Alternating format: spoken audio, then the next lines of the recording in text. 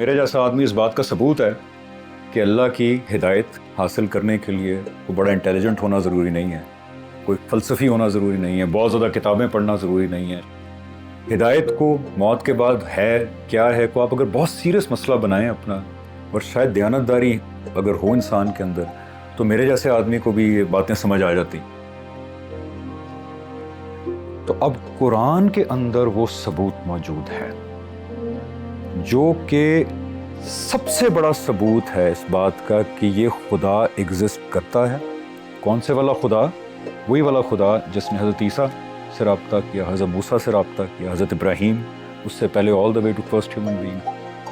یہ کون سا خدا ہے؟ یہ وہ خدا ہے کہ جو قیامت کا دن لگائے گا اور یہ تمام انسانیت کو اکاؤنٹیبل کرے گا جو انہوں نے یہاں زندگی گزاری۔ قرآن کہتا ہے کہ اگر وہ عالم دیکھنے کے بعد، حقیقت کھلنے کے بعد، اب اگر تم غلطی کرو گے تمہیں دگنا عذاب دیا جائے گا۔ اس کے بعد حق اور سچ واضح ہونے کے بعد جو نہیں مانے گا تو وہی سزا جو قیامت کے دن ملنی ہے، یعنی قیامت میں ایمان کی بنیاد پہ فیصلے ہوگا، وہ سزا اب خدا میری قوم کو دنیا کے اندر دے گا، میرے مخاطبین کو۔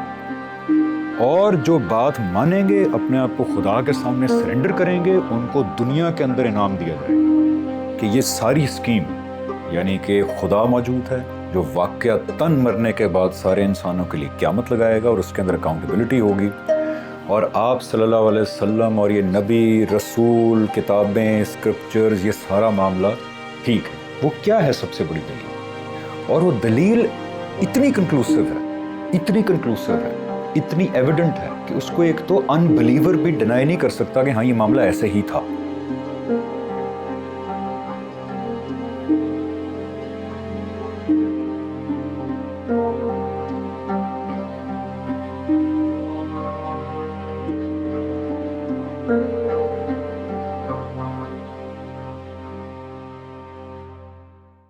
بسم اللہ الرحمن الرحیم۔ السلام علیکم جی، آپ سب کا بہت بہت بہت شکریہ کہ آپ لوگ آئے یہاں پہ۔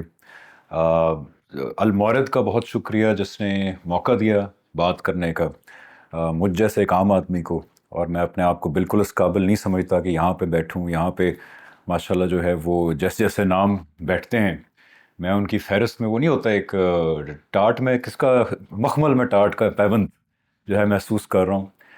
لیکن میں المورد کا شکر گزار ہوں، ان کے خاص طور پہ یہ جو انیشیٹوز ہیں جہاں پہ یوتھ آ کے بات کر سکتی ہے اور بغیر کسی خوف کے بات کر سکتی ہے، یعنی آ کے، کیونکہ مذہبی معاملات میں جو ہم بات کرتے ہیں ذرا خوف ایک ہوتا ہے کہ یار یہ بات کہہ دی کہیں ڈس رسپیکٹ نہ ہو جائے یا کہیں کسی کا تقدس جو ہے وہ ہرٹ نہ ہو جائے کسی چیز کا۔ تو یہاں وہ ماحول فراہم کرنا پاکستان جیسے ملک میں میرے خیال آج کے دور میں سب سے بڑی خدمت ہے۔ میں جو ہے شروع میں ایک دو باتیں کرنا چاہوں گا۔ ایک تو یہ کہ اکثر لوگ کہتے ہیں کہ یار ایک میرے جیسا عام آدمی یہاں پہ بیٹھا ہوا ہے، دین کی بات کرتا ہے، میرا اسکالرلی بیک گراؤنڈ نہیں ہے، میرا دینی بیک گراؤنڈ اس طرح نہیں ہے۔ میں ان کو ہمیشہ یہ جواب دیتا ہوں کہ دیکھیں ہر انسان نے مرنا ہے، اور یہ سوال کہ میرے مرنے کے بعد جو کانوں میں بات پڑتی ہے کہ کسی قسم کی قیامت ہے، خدا ہے، مجھے اکاؤنٹیبل کرے گا، اس کے نتیجے میں جنت جیسی چیز ملے گی، اگر غلط زندگی گزار دی تو جہنم جیسی چیز ملے گی، یہ ایسے سوال ہیں جو ہر انسان کے لیے امپورٹنٹ ہیں، اور ان کا تسلی بخش جواب ڈھونڈنا، یعنی اگر اس سطح سے انسان اٹھنا چاہے کہ میں جو مانتا ہوں وہ صرف اس لیے مانتا ہوں کہ چلو امی ابا نے کہہ دیا تھا، کلچرل مسلمان، جیسے کلچرل ہندو ہوتے ہیں اس طرح کلچرل مسلمان بھی ہوتے ہیں۔ بدقسمتی سے بہت بڑی تعداد ہے جو صرف اس لیے مسلمان ہے کہ پیدا ہو گئے یہاں پہ۔ ہر انسان جو سیریسلی اس سوال کا جواب جاننا چاہتے ہیں کہ کیا میں مسلمان صرف اس لیے ہوں کہ میں گھر میں پیدا ہو گیا، یا پھر واقعی ایسے دلائل ہیں جن کی بیس پہ میں پوری دنیا میں ہزاروں سینکڑوں مذاہب میں سے میں سوچتا ہوں کہ یار یہ والا ٹھیک ہے۔ تو جو بھی یہ سیریسلی سوال پوچھے گا اس کے اوپر پھر فرض ہے کہ وہ اس کا تسلی بخش جواب ڈھونڈے، چاہے وہ اسکالر ہے، انجینئر ہے، میرے جیسا ایک ایکٹر، ڈائریکٹر یا جو بھی ہے، کیونکہ یہ سب سے ریلیٹڈ ہے سوال۔ اس لیے اس کے بارے میں علم حاصل کرنا اور پھر اس علم کو ایک عام آدمی کی حیثیت سے شیئر کرنا، میرے خیال ہے کہ اس دور میں سب سے بڑا کرنے والا کام ہے۔ یہ الحاد کا دور ہے، اس میں کوئی شک نہیں، الحاد کا دور ہے، اور اس دور میں پہلی بار انسان نے جسارت کی ہے کہ اللہ تعالیٰ کے وجود کا انکار کر دیا. اور انفارمیشن اب اتنی زیادہ فریلی اویلیبل ہے کہ اب وہ پاسبل نہیں ہے کہ ہم اپنے نوجوانوں کو، میں پتہ نہیں نوجوان ہوں یا نہیں، میرا خیال باؤنڈری کے اوپر ہوں، میں کراس کر رہی ہوں تھوڑی سی، لیکن جو میرے سے نوجوان آپ جیسے ہیں، بڑا ضروری ہے کہ اب یہ باتیں ہوں، بیکاز ان کو اب آپ چھپا نہیں سکتے اس انفارمیشن کو. اب یوٹیوب پہ جائیں، سارے نقطہ نظر اویلیبل ہیں. اس لیے یہ باتیں کرنا بہت ضروری ہے، ان کے بارے میں سیریسلی سوچنا بہت ضروری ہے. موت کبھی بھی آ جائے گی، اس کے بعد کچھ ہے یا نہیں ہے، دونوں ہی بہت بڑی پاسبلٹیز ہیں. اور دوسری وجہ یہ ہے کہ میں آپ کو مزے کی بات بتاؤں، یہ ہمارے کچھ ملحدین ہیں جو یوٹیوب پہ جن کے چینلز ہیں ان سے رابطے ہوتے ہیں، وہ اپنے انالیٹکس جو یوٹیوب کے ہیں نا، وہ دیکھ کے بتاتے ہیں کہ ان کی جو ویورشپ ہے وہ میجورٹی پاکستان میں سے ہے. جو لوگ ان کو لائک کر رہے ہیں وہ میجورٹی پاکستان میں سے ہے. تو یہ باقاعدہ ایک ایشو ہے. تو اس کو صرف علماء تک محدود نہیں رہنا چاہیے. کوئی بھی انسان جو اس بارے میں سیریس ہے اس کو ایک دوسرے سے اب ہمیں بات کرنی ہے. اس لیے قرآن کہتا ہے نا کہ اس بارے میں بات کرو کہ reminders are beneficial to believers. اچھا، آج جو ہم ٹاپک ڈسکس کر رہے ہیں وہ میرے لیے بہت امپورٹنٹ ہے، کیونکہ میں جب ذرا تشکیک کہ یہ، بلکہ میں نے بڑی عثمان بھائی کی دیکھی میں نے سیریز، وہ کہتے ہیں نا کہ ان کی اسکالرلی سیریز تھی، بڑے حوالے تھے. میں جو بات کروں گا میں اتنے حوالے شوالے نہیں دوں گا، کیونکہ ایک تو جو حوالے بھی ہیں وہ آپ غامدی صاحب کے کتب میں دیکھ سکتے ہیں. اتمام حجت کی جو سیریز ہے اس میں دیکھ سکتے ہیں، اور میں نے بھی ایک چھوٹی سی کتابچی لکھی ہے، تو حوالے آپ اس میں دیکھ سکتے ہیں. کیونکہ حوالے میرے سے یاد نہیں ہوتے، میرا دماغ بڑا چھوٹا سا ہے. بلکہ میرے جیسا آدمی اس بات کا ثبوت ہے کہ اللہ کی ہدایت حاصل کرنے کے لیے کوئی بڑا انٹیلیجنٹ ہونا ضروری نہیں ہے، کوئی فلسفی ہونا ضروری نہیں ہے، بہت زیادہ کتابیں پڑھنا ضروری نہیں ہے. شاید ہدایت کو موت کے بعد ہے کیا ہے کو آپ اگر بہت سیریس مسئلہ بنائیں اپنا، اور شاید دیانتداری اگر ہو انسان کے اندر، تو میرے جیسے آدمی کو بھی یہ باتیں سمجھ آ جاتی ہیں جو میں آپ سے شیئر کرنے لگا ہوں آج. تو اس لیے حوالے زیادہ نہیں ہوں گے، حوالے وہاں دیکھ لیں جا کے. بات چھوٹی کروں گا تاکہ ہم انٹریکٹ زیادہ کر سکیں. جو میں آج آپ سے بات شیئر کروں گا وہ یہ ہے کہ میں جب تشکیک کے دور میں تھا تو اس دور میں وہ واحد سنگل بگسٹ دلیل اور ایویڈنس کیا تھا جس نے مجھے اس بات پہ اگری کروایا کہ یہ ساری اسکیم، یعنی کہ خدا موجود ہے جو واقعتاً مرنے کے بعد سارے انسانوں کے لیے قیامت لگائے گا اور اس کے اندر اکاؤنٹیبلٹی ہوگی، اور آپ صلی اللہ علیہ وسلم اور یہ نبی رسول کتابیں اسکرپچرز یہ سارا معاملہ ٹھیک ہے. وہ کیا ہے سب سے بڑی دلیل؟ وہ آج میں آپ سے شیئر کروں گا. اور وہ دلیل اتنی کنکلوسیو ہے، اتنی کنکلوسیو ہے، اتنی ایویڈنٹ ہے کہ اس کو ایک تو ان بلیور بھی ڈینائی نہیں کر سکتا کہ ہاں یہ معاملہ ایسے ہی تھا. اور اس کی جو توجیحات دی جاتی ہیں الہاد کی طرف سے، نان بلیورز کی طرف سے، مجھے سالہ سال ہو گئے ہیں لیکن آج تک کوئی ریزنیبل توجیہ میرے سامنے نہیں آئی. جو بھی آئی ہیں وہ بڑی ویک ہیں. جو ثبوت میں آپ کے ساتھ شیئر کرنے جا رہا ہوں اس کے لیے تھوڑا سا ہمیں پس منظر میں جانا پڑے گا، کیونکہ وہ ثبوت قرآن کے اندر ہے.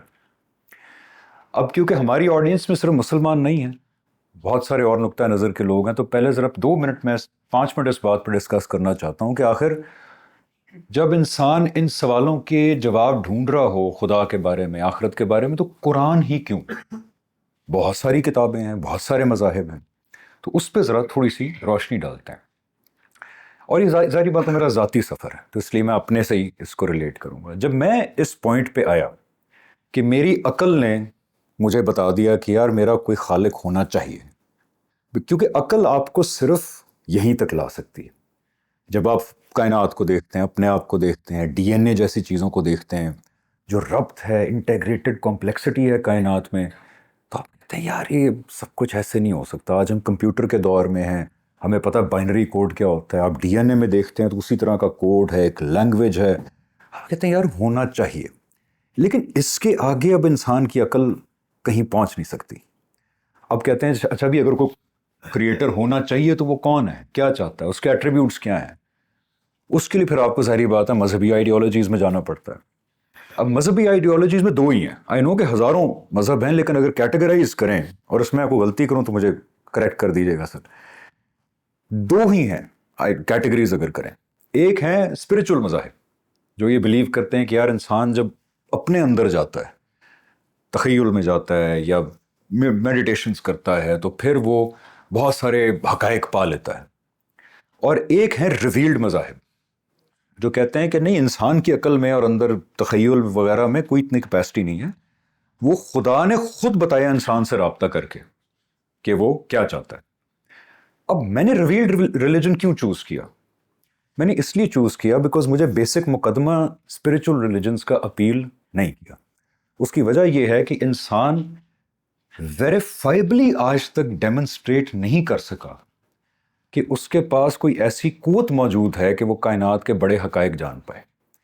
یعنی ہم اپنی جو سینسز ہیں اس سے محدود ہیں. ایک حد سے زیادہ دیکھ نہیں سکتے، سن نہیں سکتے. ہم وہ حقائق جن کا ہمارے پر ریفرنس نہیں ہے ان کو کمپریہنڈ ہی نہیں کر سکتے. آج تمہیں سائنس ایسی ایسی چیزیں بتا رہی ہے کہ جو ہمارا مائنڈ ریپ اراؤنڈ ہی نہیں کر سکتا. جیسے بلیک ہول کے اندر ٹائم رک جاتا ہے یا سلو ڈاؤن ہو جاتا ہے. آپ کہتے ہیں یہ کیسے ممکن ہے؟ یا بلیک ہول کے اندر time moves in circular motion ہے. آپ کہتے ہیں یعنی کہ اگر آپ ایک چیز کر رہے ہیں بلیک ہول کے سینٹر میں سروائیو کر کے پہنچ گئے تو وہ چیز فار ایٹرنٹی کرتے رہیں گے. تو یار میرا دماغ تو نہیں ریپ اراؤنڈ کر سکتا. پھر اگر تو خدا موجود ہے تو وہ کتنی انفینٹلی ایک کمپلیکیٹڈ چیز ہوگا. اور میرا اتنی سی عقل، اتنا سا دماغ، تو اتنی سی دنیا پہ میرا اتنا سا دماغ ہے. تو یہ جو اسپرچل کلیمز ہے نا کہ انسان اندر گیا تو اس پہ آشکار ہو گئی حقیقت، یہ مجھے اپیل نہیں کیے. ایک تو اس وجہ سے کہ ہم لمیٹڈ ہیں بہت زیادہ، کوئی ڈیمونسٹریٹیبل نہیں بتا سکتا کہ یار میرے پاس وہ ٹول آ گیا. اور پلس جو اسپرچل مذاہب کے لوگ ہیں وہ اتنی ڈفرینٹ باتیں کر رہے ہیں. یعنی اوشو کچھ اور کہہ رہے ہیں، بدھا کچھ اور کہہ رہے ہیں. اس طرح جتنے بھی اسپرچل لیڈرز ہیں وہ اتنے زیادہ ڈائیورس ہیں کہ آپ کو صاف پتہ لگ رہا ہوتا ہے کہ انسان کا تخیل جو ہے وہ بڑی سبجیکٹو سی چیز ہے. وہ انسان جو چاہ رہا ہوتا ہے وہ اس کو دکھاتا رہتا ہے، یا اس کے اندر جو اس کا اپنا بس چلتا ہے. تو وہ چیز بہت زیادہ وہ ہے.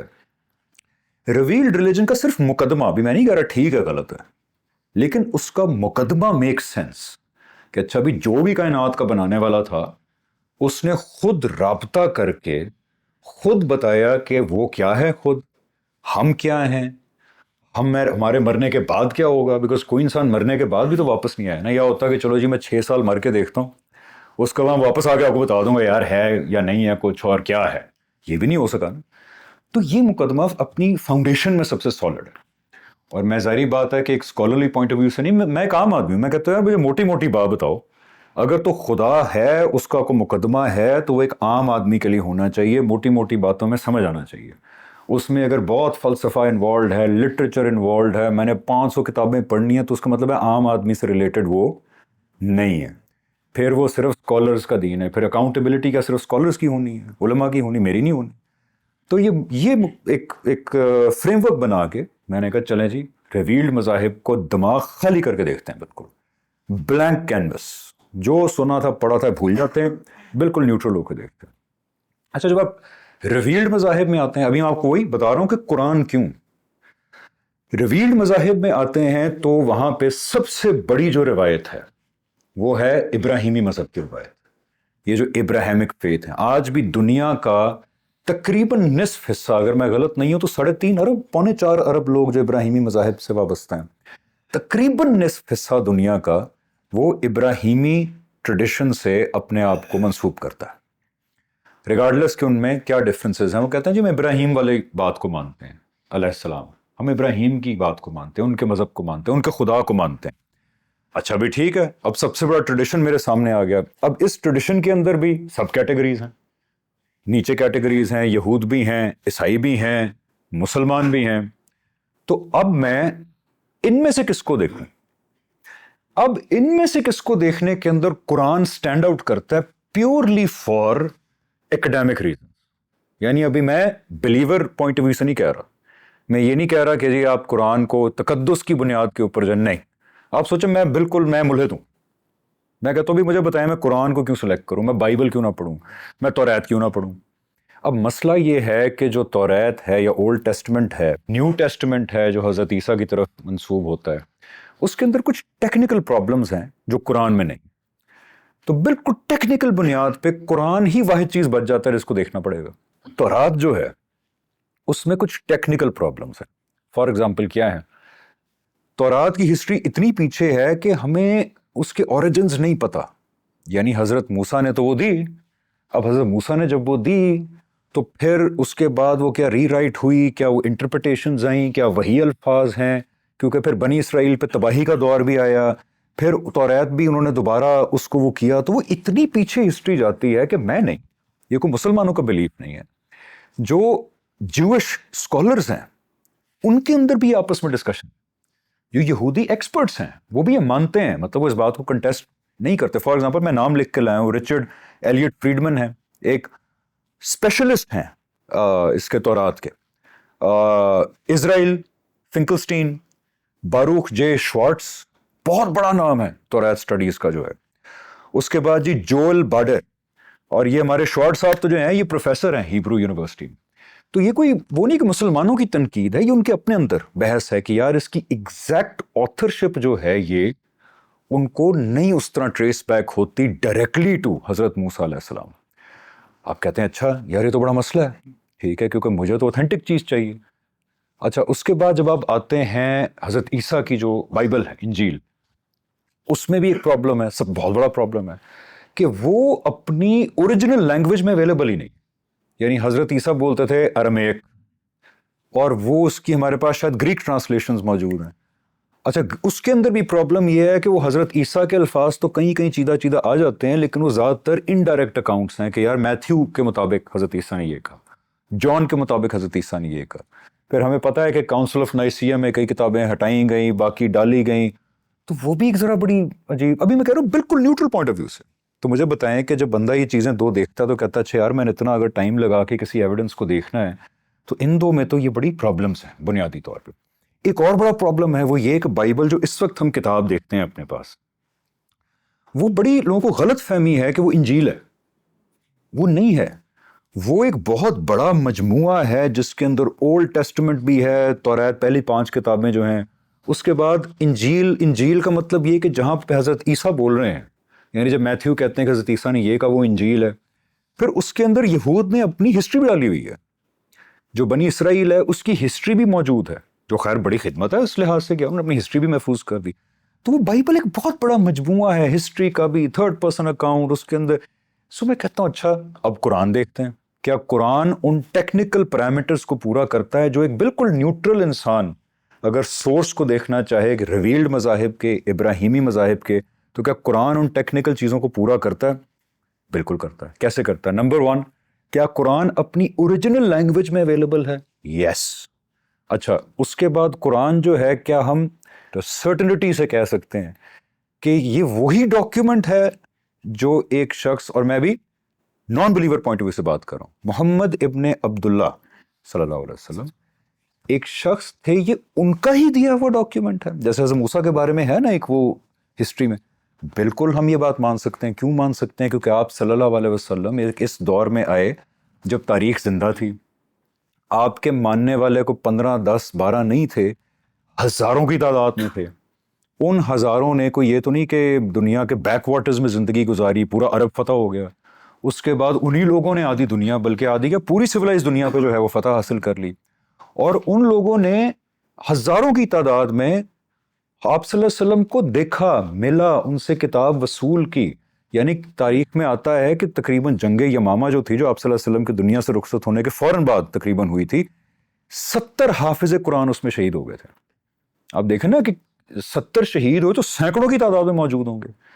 ہم یہ تسلی سے کہہ سکتے ہیں کہ اتنے ہزاروں لوگ اتنی ریسنٹ ہسٹری میں ایک سری جھوٹ پہ اکٹھے نہیں ہو سکتے، نہیں ہو سکتے.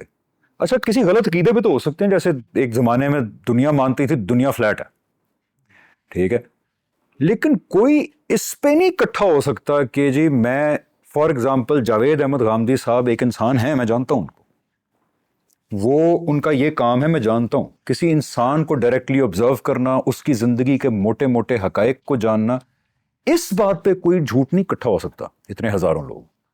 اور جو لوگ اس کے بارے میں جانتا ہوں کئی کہتے ہیں کہ جی نہیں وہ قرآن تو جو ہے وہ بعد میں بنایا گیا، عباسی دور میں بنایا گیا، کچھ یوٹیوب پہ بھی حضرات ہیں جو یہ کہتے ہیں، تو میں ان کے سامنے واحد یہ دلیل رکھتا ہوں کہ اگر آپ نے ہزاروں لوگوں کے مشاہدے کو چیلنج کرنا ہے تو پھر آپ کو کوئی دلیل لانی پڑے گی تاریخ سے، کوئی ایک ڈس ایگریمنٹ لانا پڑے گا تاریخ سے. فار ایگزامپل، اور اسلام کی تاریخ اتنی سموتھ نہیں تھی، ایسا نہیں تھا کہ وہ ایک رولر ہے اور سارے چپ کر کے بیٹھے ہیں. اسلام کی تاریخ شروع کی بڑی اونچ نیچ ہوئی ہے، اس کے اندر ہمارے خلفاء کو شہید کیا گیا، شیعہ سنی سپلٹ ہمارے درمیان موجود ہے کہ آئیڈیولوجیکل بیسس پہ کیسے جو آپس میں اختلاف ہو رہا تھا، لڑائی ہو رہی تھی. اس کے بعد ہمارے سامنے بہت بڑے بڑے اختلافات موجود ہیں، صحابہ کے آپس میں اختلافات موجود ہیں، قرآن کی آیتوں کی اور آپ صلی اللہ علیہ وسلم کی بات کی انٹرپریٹیشن یعنی ان کی تشریح ہو رہی ہے تو صحابہ کے آپس میں اختلافات موجود ہیں. تو اگر قرآن کے اندر کوئی ایڈیشن ہوتی، سبٹریکشن ہوتی، تو وہ بھی تو اختلاف سامنے آتا.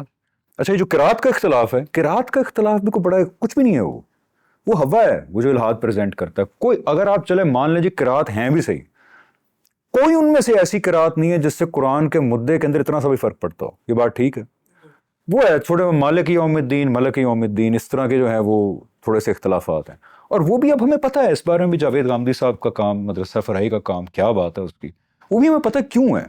بیکاز وہ ارلی دور کے اندر قرآن کو آپ صلی اللہ علیہ وسلم نے اجازت دی کہ ریویل ہو رہا تھا، اپنے الفاظ میں پڑھ لو، اس کے مدعے پہ فوکس کرو، الفاظ پہ نہ پڑھو. قرآن کے اندر خود کہا گیا تھا کہ اے نبی صلی اللہ علیہ وسلم اس کو بھی یاد کرنے میں جلدی نہ کریں، جب وقت آئے گا اللہ تعالیٰ نے کہا میں اس کو ترتیب دوں گا، یاد کرواؤں گا اور اس کی قرات جاری کروں گا. تو وہ جس دور میں آپ صلی اللہ علیہ وسلم نے اجازت دی تھی اپنے الفاظ میں پڑھنے کی، وہ اس دور کی کوئی قراتیں تھیں جو بعد میں کئی صحابہ نے کہا نہیں ان کو بھی محفوظ کرنا ہے. تو مدعا یہ ہے کہنے کا کہ قرآن ہر ٹیکنیکل پوائنٹ پہ پورا اتر رہا ہے. ایک نان بلیور کے لیے، مشاہدے کے لیے، ایویڈنس کے طور پہ ابراہیمی مذہب کی روایت اور خاص طور پر ریویلڈ مذہب کی روایت کے اندر. اچھا جی، اب جب آپ قرآن کی طرف آتے ہیں تو اب قرآن کے اندر وہ ثبوت موجود ہے جو کہ سب سے بڑا ثبوت ہے اس بات کا کہ یہ خدا ایگزسٹ کرتا ہے. کون سے والا خدا؟ وہی والا خدا جس نے حضرت عیسیٰ سے رابطہ کیا، حضرت موسیٰ سے رابطہ کیا، حضرت ابراہیم، اس سے پہلے all the way to first human being. یہ کون سا خدا ہے؟ یہ وہ خدا ہے کہ جو قیامت کا دن لگائے گا اور یہ تمام انسانیت کو اکاؤنٹیبل کرے گا جو انہوں نے یہاں زندگی گزاری. کیا ثبوت ہے اس کا؟ اب اس ثبوت کی طرف آنے کے اوپر 5 منٹ میں لوں گا کہ قرآن اسکیم آف تھنگز کیا بتاتا ہے، کیونکہ وہ ثبوت ہے اب صلی اللہ علیہ وسلم کی شخصیت اور آپ صلی اللہ علیہ وسلم کا مشن ایز اے رسول آف گاڈ. ہم میں سے بہت سارے لوگ اس سے پتہ ہوگا ان کو کہ میں کیا بات کر رہا ہوں، اتمام حجت سے ریلیٹڈ. لیکن جن لوگوں کو نہیں پتہ ان کو سمجھانے کے لیے ذرا قرآن کی اسکیم کی طرف جانا پڑے گا. اسکیم کی طرف. ایک اور بات قرآن کی میں آپ سے عرض کروں، جب بھی قرآن امیجیٹ سرکمسٹانسز کے بارے میں تبصرہ کرتا ہے، امیجیٹ سرکمسٹانس کہ رومنز کی اور پرجنز کی جنگ ہو گئی، مدینہ کے حالات ہو گئے، صحابہ پہ کامنٹ ہو گیا، مشرکین پہ کامنٹ ہو گیا، یا جب وہ آپ صلی اللہ علیہ وسلم کی شخصیت پہ کامنٹ کرتا ہے، شخصیت پہ، وہ غلط نہیں ہو سکتا. اس کی وجہ یہ ہے کہ جن لوگوں نے قرآن کو ریسیو کیا، سینکڑوں کی تعداد میں یاد کیا، حفظ کیا، جو کوئی میریکلس بات نہیں ہے، آج بھی 7 سال کا بچہ حفظ کر لیتا ہے 6 مہینے میں. جن لوگوں نے اس کو لکھا، وہ تمام لوگ ہزاروں کی تعداد میں آپ صلی اللہ علیہ وسلم کو ڈائریکٹلی جانتے تھے، ان حالات سے گزر رہے تھے. تو اگر کوئی بہت بڑا جھوٹ موجود ہوتا قرآن میں، فار ایگزامپل آپ صلی اللہ علیہ وسلم کی شخصیت کے بارے میں، تو اعتراض آتا نا. یعنی میرے بارے میں اگر وہ کہے کہ جی حمزہ علی عباسی نیوکلیئر فزسسٹ ہے، تو مجھے جاننے والے 5 لوگ کہیں گے یار نہیں ٹھیک ہے، صحیح آدمی تھا، یہ بھی تھا، مذہب پہ بھی بات کر لیتا تھا، اداکار تھا، نیوکلیئر سائنٹسٹ تو نہیں تھا یار، مطلب اتنا بڑا جھوٹ تو نہ بولے. تو ایسی کوئی بات ہوتی تو وہ سینکڑوں لوگ جو ہمیں تاریخی طور پہ پتہ ہے کہ انہوں نے لیا اور آگے ٹرانسفر کیا، وہ اعتراض کرتے اگر آپ صلی اللہ علیہ وسلم کی شخصیت کے بارے میں کوئی جھوٹ لکھا ہوتا قرآن کے اندر، اور اگر امیجیٹ سرکمسٹانس کے بارے میں کوئی جھوٹ لکھا ہوتا اس پہ بھی اعتراض سامنے آتا. تو اس لیے یہ ہمیں تسلی ہونی چاہیے کہ جب قرآن آپ صلی اللہ علیہ وسلم کی شخصیت کے بارے میں کوئی بات بتا رہا ہے تو وہ غلط نہیں ہو سکتی ٹیکنیکلی اسپیکنگ. ابھی بلیف نہیں آیا بیچ میں بلیف کے پوائنٹ آف ویو سے نہیں بات کر رہا. اب قرآن کی اسکیم آف تھنگز دیکھتے ہیں کہ کیسے وہ رسول کے مشن کی طرف آتی ہے اور کیوں وہ سب سے بڑا ثبوت ہے کہ یار یہ باتیں ٹھیک ہیں ساری. قرآن اور اس اسکیم آف تھنگز کے اندر بھی چھوٹے چھوٹے پروفس ہیں قرآن کی صداقت کے، جو بہت امیزنگ ہے. یہ میں نے اپنی کتاب میں بھی کتابچی میں بھی لکھے ہیں. قرآن اپنی اسکیم آف تھنگس شروع کرتا ہے اس معاملے سے کہ سب سے پہلے وہ ایک بات کرتا ہے کہ جو کائنات کا خدا ہے، اور یہ بڑا بنیادی مقدمہ ہے، یہ بڑا بنیادی مقدمہ ہے، کائنات کا خدا بنانے والا اللہ تعالیٰ وہ کبھی بھی سامنے نہیں آئیں گے اس امتحان کی زندگی میں. نہ ان کی عام انسان کو آواز آئے گی نبیوں رسولوں کے علاوہ، نہ وہ سامنے آئیں گے، نہ وہ عالم سامنے آئے گا جو فرشتوں کا عالم ہے، اللہ تعالیٰ ہے، نہیں آئیں گے. غیب کا ایک پرفیکٹ پردہ ہے. کیونکہ اکثر لوگ کہتے ہیں نا اچھا ہے اللہ تو یار آ جائیں سامنے، مان لیں گے، کیا مسئلہ ہے؟ کیوں ہے یہ پردہ؟ اب یہ سوال اٹھتا ہے. وہ اس لیے ہے کیونکہ قرآن کے مطابق جس امتحان میں ہم ڈالے گئے ہیں وہ علم اور عمل کا امتحان ہے. ہم نے اپنی عقل کو، اللہ نے جو sense of right and wrong دی ہے اس کو یوز کر کے میرٹ کی بنیاد پہ سنسیریٹی اور دیانتداری سے ٹھیک راستہ اختیار کرنا ہے، علمی بنیاد پہ غلط راستے سے دور رہنا ہے. اس میں ہمیں فریڈم دی گئی ہے. مین ساری اس اسکیم کی جو فاؤنڈیشن ہے وہ کیا ہے؟ فریڈم، آزادی، کہ میں صحیح راستہ اختیار کروں یا میں غلط راستہ اختیار کروں. اس آزادی میں اتنی سی قدغن بھی نہیں ڈال سکتی اللہ تعالیٰ کی طرف سے. اب ذرا تھوڑی دیر کے لیے سوچیں کہ قرآن کا یہ مقدمہ کیوں ٹھیک ہے کہ اس امتحان کا تقاضا پورا کرنے کے لیے خدا کو پرفیکٹ غیب میں جانا پڑے گا. اس کا بالکل 100% جسٹیفیکیشن یہ ہے کہ واقعی اگر خدا سامنے ہو یہ آزادی رہے گی؟ کوئی بتا دے. اچھا میں ملحدین سے بھی کہتا ہوں کہ یار تھوڑی دیر کے لیے ذرا آپ سوچ لیں، خدا ہے اور اس نے ہمیں واقعی اس امتحان میں ڈالا ہے. اب اگر خدا سامنے آ جائے گا تو وہ آزادی تو ختم ہو گئی. کس کی جرت ہوگی کہ وہ غلط راستہ اختیار کرے؟ بڑے سے بڑا ایول آدمی بھی سکیم کرے گا پھر کہ اچھا یہ تو ہے، میں نا اب روک لیتا ہوں اپنے آپ کو، میں ایک دفعہ جنت میں پہنچ جاؤں یا ایک دفعہ مجھے اللہ ہمیشہ کی زندگی دے دے، پھر ایسے کی تیسے میں کروں گا. تو سی وہ کمپرومائز ہوگی، سنسیریٹی بھی کمپرومائز ہوگی. بیکاز دنیا کا امتحان یہ ہے کہ جو آپ کے اندر ہے اس ساری چیز کو باہر لے آنا ہے. اب وہ باہر کیسے آئے گا جب خدا جیسی حقیقت آپ کو نظر آ جائے؟ کیونکہ اللہ تعالیٰ اپنے بارے میں یہ کہتے ہیں کہ وہ جو بھی ہیں، ہمیں نہیں ایگزیکٹلی پتا وہ کیا ہیں، لیکن اللہ تعالیٰ فرماتے ہیں کہ میں جو بھی ہوں جب میں قیامت کے دن ظاہر ہوں گا نا تو وہ اتنی زیادہ اوور ویلمنگ ایک حقیقت ہے اللہ تعالیٰ کہ قرآن میں آتا ہے کہ the first reaction of people will be when they see God is to bow down to him. تو سوچیں اب کتنا کو اوور ویلم ہوں گے، کتنا کوئی آپ ایک ہپنوٹائز ہو جائیں گے کہ the first thing you do is you want to bow down. پھر یہ لازم بات ہے، اس میں آیت میں آتا ہے کہ صرف وہی لوگ جھک پائیں گے جو دنیا کے اندر جھکے والنٹیرلی. جو دنیا کے اندر نہیں جھکے اس دن وہ جھکنا چاہیں گے but they will not be able to bow down. اللہ تعالیٰ کو کبھی باؤ ڈاؤن نہیں چاہیے تھا. اللہ تعالیٰ کو چاہیے تھا کہ اختیار ہم جو اس نے دیا ہے ہمیں اس کو سرنڈر کریں. اتنی اوور ویلمنگ حقیقت ہے اللہ تعالیٰ. اور ہم تو وہ اسپیشیز ہیں کہ پولیس کا انسپیکٹر سامنے کھڑا ہو اشارہ نہیں توڑتے. تو اس لیے اٹ میک سینس کہ واقعی اگر ہم ہائپوتھیٹیکلی اسپیکنگ ملحدین پوائنٹ آف ویو سے واقعی اگر ہم اس امتحان میں ہیں کہ ہمیں صحیح اور غلط کا شعور دیا گیا ہے، ہمیں عقل دی گئی ہے، ہم نے آزادی کے ساتھ استعمال کرنا ہے، صحیح راستہ اختیار کرنا ہے، غلط راستہ اختیار کرنا ہے، تو اس آزادی کے لیے ضروری ہے کہ وہ پروردگار غیب میں ہو. ہاں نشانیاں ہوں اس کی رہنمائی کے لیے، لیکن وہ خود نہ ہے سامنے. اس لیے قرآن میں بار بار آتا ہے کہ اور یہ کہتے ہیں کہ اللہ تعالیٰ کو لے آؤ سامنے. اللہ تعالیٰ کہتے ہیں جب میں سامنے آ گیا، یہ قرآن میں بار بار آتا ہے. یا فرشتے سامنے آ گئے، اللہ کہتے ہیں تو فیصلہ ہو جائے گا، امتحان ختم اس دن. سو یہ بیسک مقدمہ ہے قرآن کا، ابراہیمی مذاہب کا. کیونکہ لوگ کہتے ہیں نا یارو پیغمبروں کے تھرو کی بات کرتے ہیں، رسولوں کے تھرو بھی ڈائریکٹ بات کر لیں میرے سے. تو اس کا یہ جواب ہے کہ وہ غیب کا پردہ ضروری ہے، پرفیکٹ غیب کا پردہ.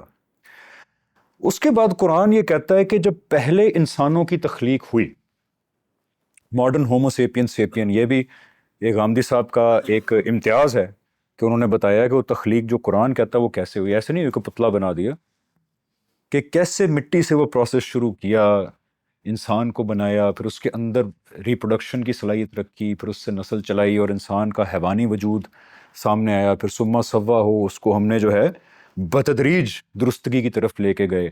اور جب ہم نے دیکھا کہ بالکل اس کی بایولوجیکل فارم پرفیکٹ ہو گئی تو اللہ کہتے ہیں میں نے اس کے اندر پھر وہ روح پھونکی جس کے بعد وہ سننے والا، سمجھنے والا چیزوں کو اور دیکھنے والا بن گیا۔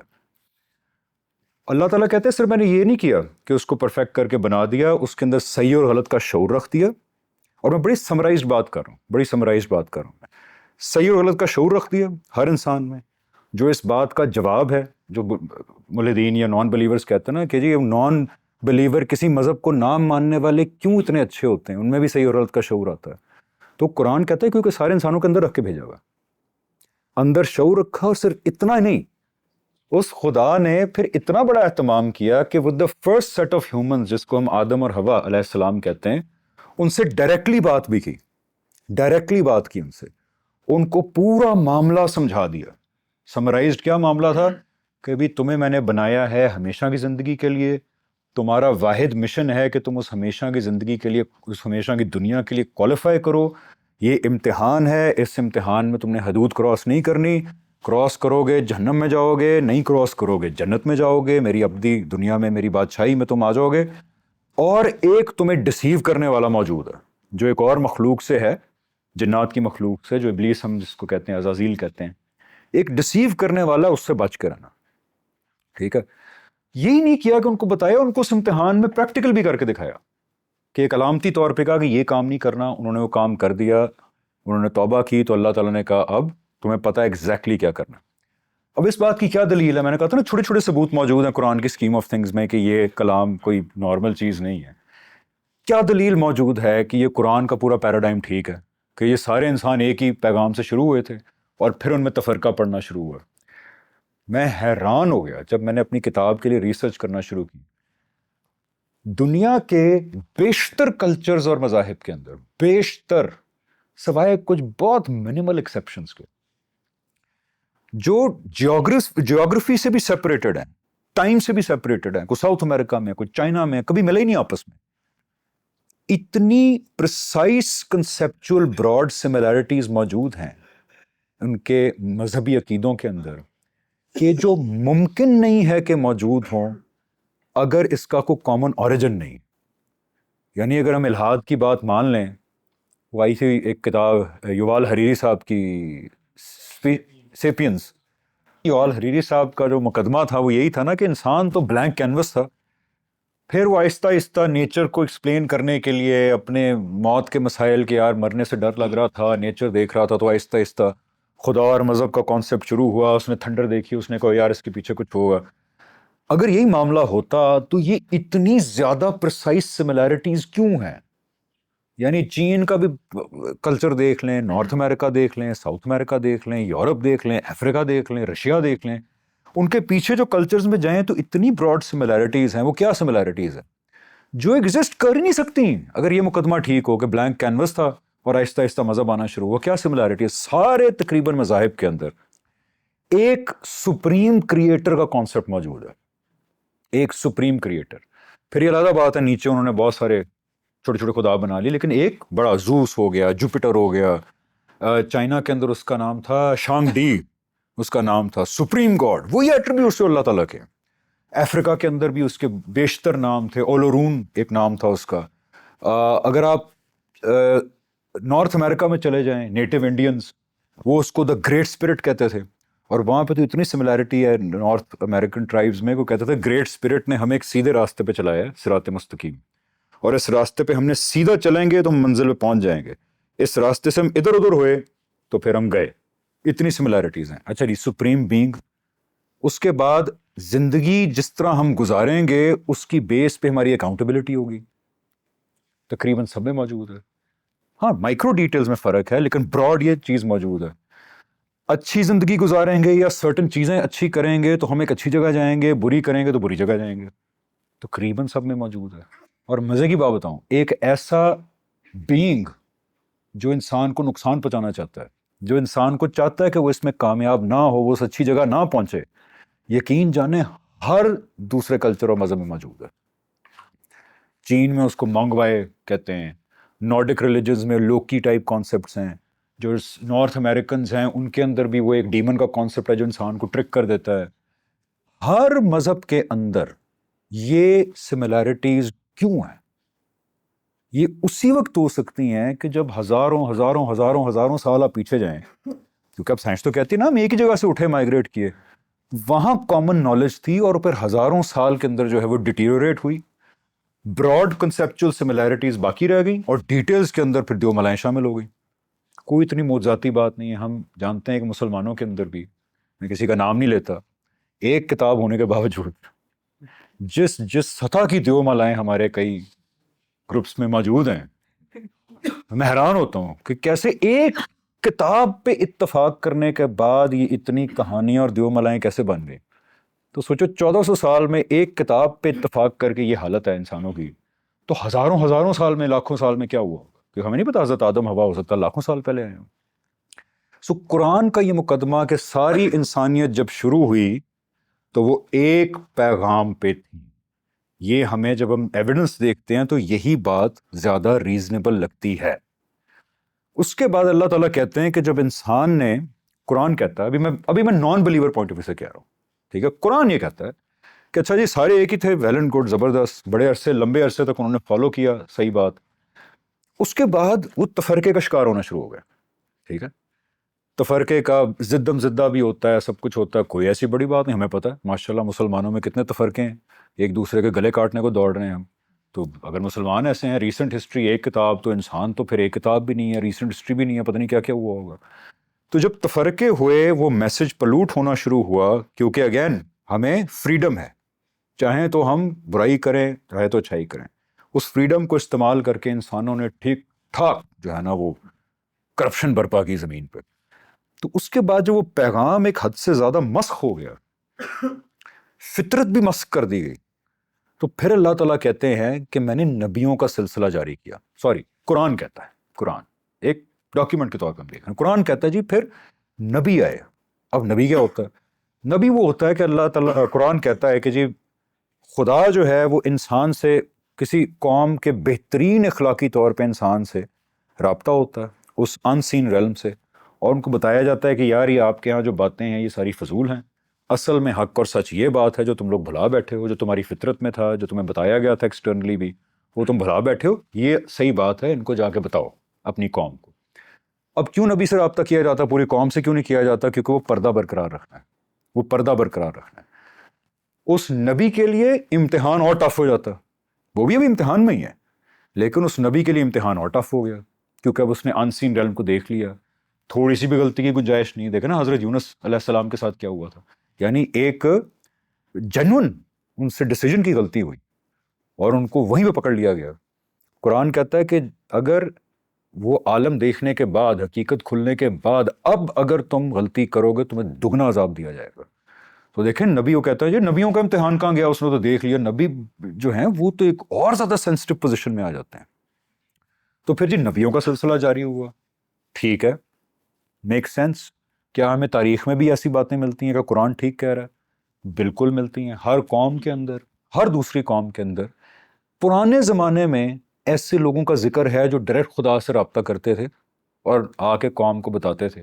کسی نے اس کو شامن کہہ دیا, کسی نے اس کو, انڈیا کے اندر رشیز کہتے تھے ان کو, رشی, جو خدا سے رابطہ کرتا تھا اور بتاتا تھا. اس کی وہ ملتی ہے, ایک جھلک ملتی ہے, کوئی ڈیٹیلز نہیں ہے. کیوں نہیں ہے؟ بیکاز قرآن ہی آپ کو بتاتا ہے کہ زیادہ تر انبیاء حضرات جو تھے دنیا کے اندر, ان کو جو ہے لوگوں نے بالکل ریجیکٹ کر دیا. زیادہ تر انبیاء حضرات کو, بہت کم ایکسیپشن تھی. ظاہری بات ہے اگر ان کو دنیا کے اندر ریجیکشن ملی تو کوئی ہسٹری میں ان کا کوئی بڑا نام تو نہیں لکھا ہوگا, ظاہری بات ہے, لیکن ٹریسز ملتے ہیں ہر کلچر میں. اچھا نبی جب آتا ہے, اب بات آ رہی ہے رسول کی طرف. نبی جب آتا تو وہ کوئی الٹیمیٹم نہیں لے کے آتا, وہ آتا ہے اور کہتا بھی اللہ کا واسطہ ہے جو تم پتھروں کو اور شخصیات کو پوج رہے ہو, تمہارا ایک خدا ہے, وہ وہی خدا ہے جو قیامت لگائے گا اور تم لوگوں کو ججمنٹ تمہارے اوپر اپنی نافذ کرے گا. قوم کہتے نہیں مانتے ہم. وہ کہتا ہے ٹھیک ہے جی کوئی مسئلہ نہیں. اللہ تعالیٰ کہتا ہے جب لوگوں نے میرٹ کی بنیاد پہ, اب this is where it gets creepy, I say in a very positive way, جب میرٹ کی بنیاد پہ لوگوں نے حقیقت نہیں سمجھی تو اللہ تعالیٰ کہتے ہیں, قرآن کہتا ہے کہ پھر خدا نے وہ الٹیمیٹ پروف دیا. اب بات ہمارے میرٹ سے اٹھ کے فزیکل ورلڈ میں آ گئی. یعنی کہ جب سائنسدان اپنی بات آپ کو ریزننگ کی بنیاد پر نہیں سمجھا سکا, پھر وہ کہتا ہے آؤ میں تمہیں لیبارٹری میں ٹیسٹ کر کے دکھاتا ہوں. تو خدا کہتا ہے کہ پھر اپنا اور قیامت کا میں نے سب سے بڑا ثبوت پردے میں رہتے ہوئے، کیونکہ مسئلہ یہ رہنا پردے میں ہے، پردے میں رہتے ہوئے خدا نے کہا میں نے سب سے بڑا ثبوت انسانیت کو دینا شروع کیا، اور وہ تھا رسول۔ قرآن بڑا کلیئر ہے اس بارے میں کہ نبی اور رسول میں فرق ہے۔ قرآن کی ایک آیت ہے نا جس میں وہ آتا ہے کہ اور جس نبی کو ہم نے رسول بنا کے بھیجا، اس میں تاریخ میں مسلم علماء میں کچھ اختلاف بھی رہا، کئی نے کہا اچھا وہ ہو سکتا ہے کہ کسی کو جو کتاب ملتی ہے وہ رسول ہوتا ہے، جن کو نہیں ملتی وہ نبی ہوتا ہے۔ حضرت عیسیٰ کو کتاب نہیں ملی تھی لیکن قرآن کہتا ہے رسول تھے ہمارے۔ تو اس میں بھی میں پورا کریڈٹ دوں گا مدرسہ فراہی کو، جنہوں نے رسول خدا کا کیا ہوتا ہے اس چیز کو بالکل کلیئر کٹ کر کے سامنے رکھ دیا، اور یہ اتنی کلیئر حقیقت ہے کہ قرآن کے ہر تیسرے صفحے میں موجود ہے۔ پھر آپ پوچھیں گے یار اچھا اگر اتنی کلیئر حقیقت ہے تو مسلمانوں میں اس کا کیوں چرچا نہیں ملتا؟ وہ اس لیے نہیں ملتا بیکاز ارلی دور میں یہ اتنی کلیئر حقیقت تھی کہ اس کو بار بار متعین طور پہ بتانے کا کسی کو ضرورت نہیں محسوس ہوئی، اتنی کلیئر حقیقت تھی۔ کہ وہی بات ہے کہ آج یہ بڑی کلیئر حقیقت ہے کہ یار دنیا گول ہے، تو میں جب آپ سے کہتا ہوں یار میں دنیا کے ایک کونے سے دوسرے کونے میں سفر کرتا ہوں، مجھے ضرورت محسوس نہیں ہوتی کہ میں آپ کو کہوں ہاں البتہ دنیا گول ہے، یہ جو میں کہہ رہا ہوں نا کونا، یہ میں اس طرح کہہ رہا ہوں وہ دنیا گول ہے، میں نہیں محسوس کرتا۔ رسول کیا ہوتا ہے یہ اتنا اپیرنٹ ہے قرآن کے حق، قرآن کا موضوع ہی یہ ہے، بلکہ رسول کیا ہوتا ہے کہ اندر قرآن کا انٹروڈکشن موجود ہے کہ اس کو پڑھنا کیسے چاہیے۔ رسول کیا ہوتا ہے؟ اب نبی کے بعد ریجیکشنز فیس ہوئیں، اللہ تعالیٰ نے رسول بھیجا۔ رسول وہی ہوتا ہے کہ ایک قوم کا بہت اخلاقی طور پہ بہترین آدمی، اس سے خدا ڈائریکٹ رابطہ کرتا ہے، فرشتے کے ذریعے ڈائریکٹ یا خود، اور اس کو کہتا ہے کہ یار اب جائیں آپ اپنی قوم کی طرف اور اس کو الٹیمیٹم دیں۔ اب وہ کیا کرتا ہے؟ رسول الٹیمیٹم دیتا ہے کہ بات سنو، میں تمہیں خدا کی طرف سے حق اور سچ بتاؤں گا، الٹیمیٹم ہے یہ، اس کے بعد حقیقت خدا میرے ذریعے تمہارے پہ واضح کرے گا، جس میں بہت سارے فیکٹرز ہوں گے۔ رسول کی شخصیت ہوگی، ایکسٹرنل فیکٹرز ہوں گے، اس کی آرگیومنٹ کی پاور ہوگی۔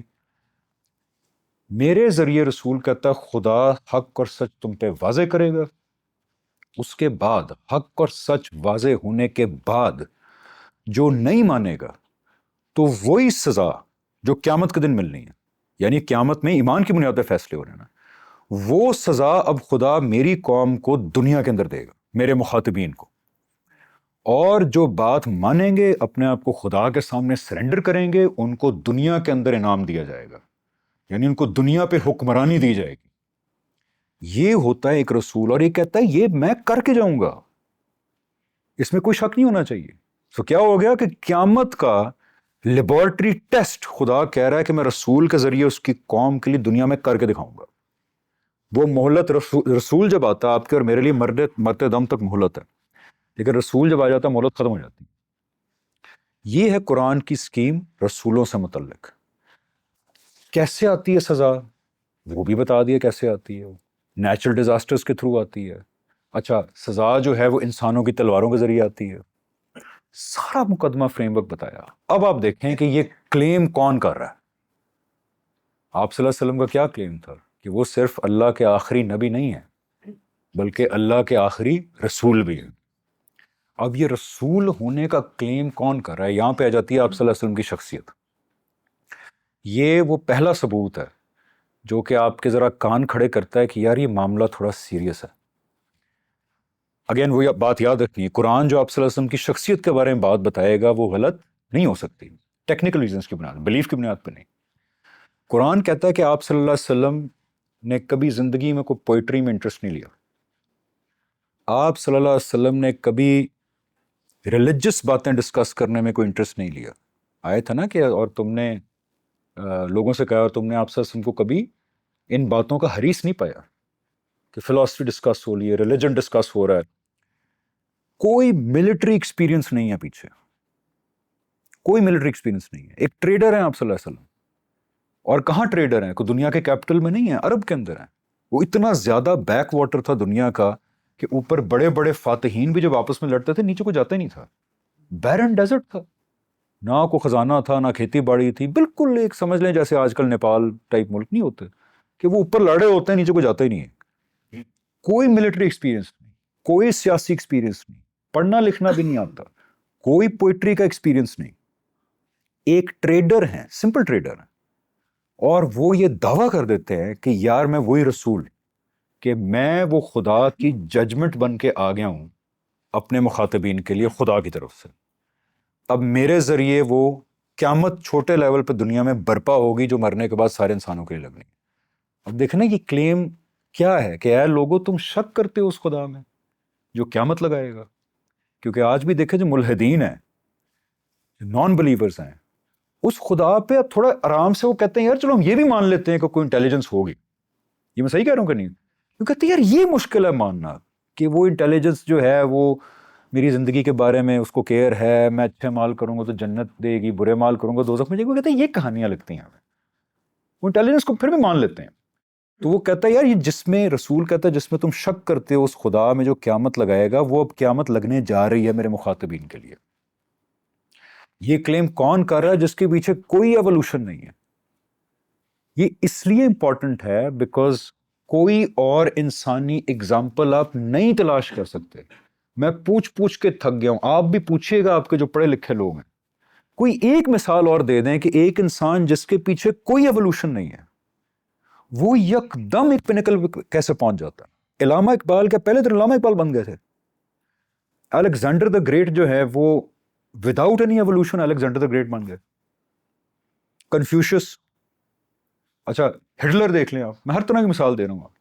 ہر انسان کی زندگی میں آپ کو ایوولوشن نظر آتی ہے. ہاں بچپن میں, لڑکپن میں, ٹین ایج میں, ارلی 20s میں وہ جو کلائمیکس ہوتا ہے اس کی طرف وہ آہستہ آہستہ سفر کر رہا ہوتا ہے. یہاں پہ یک دم 40 سال کی عمر میں ایک ایسا آدمی جس نے کبھی, دوبارہ بتائیں, ریلیجس باتوں میں انٹرسٹ نہیں لیا, میرے جیسا آدمی جو ہے, بتا سکتے ہیں آپ یار کہ میں نے کب انٹرسٹ لیا, باتیں کر رہا ہوں, غامدی صاحب ہیں, عثمان بھائی ہیں, سب کا پتا ہے کہ کہاں سے سفر شروع ہوا.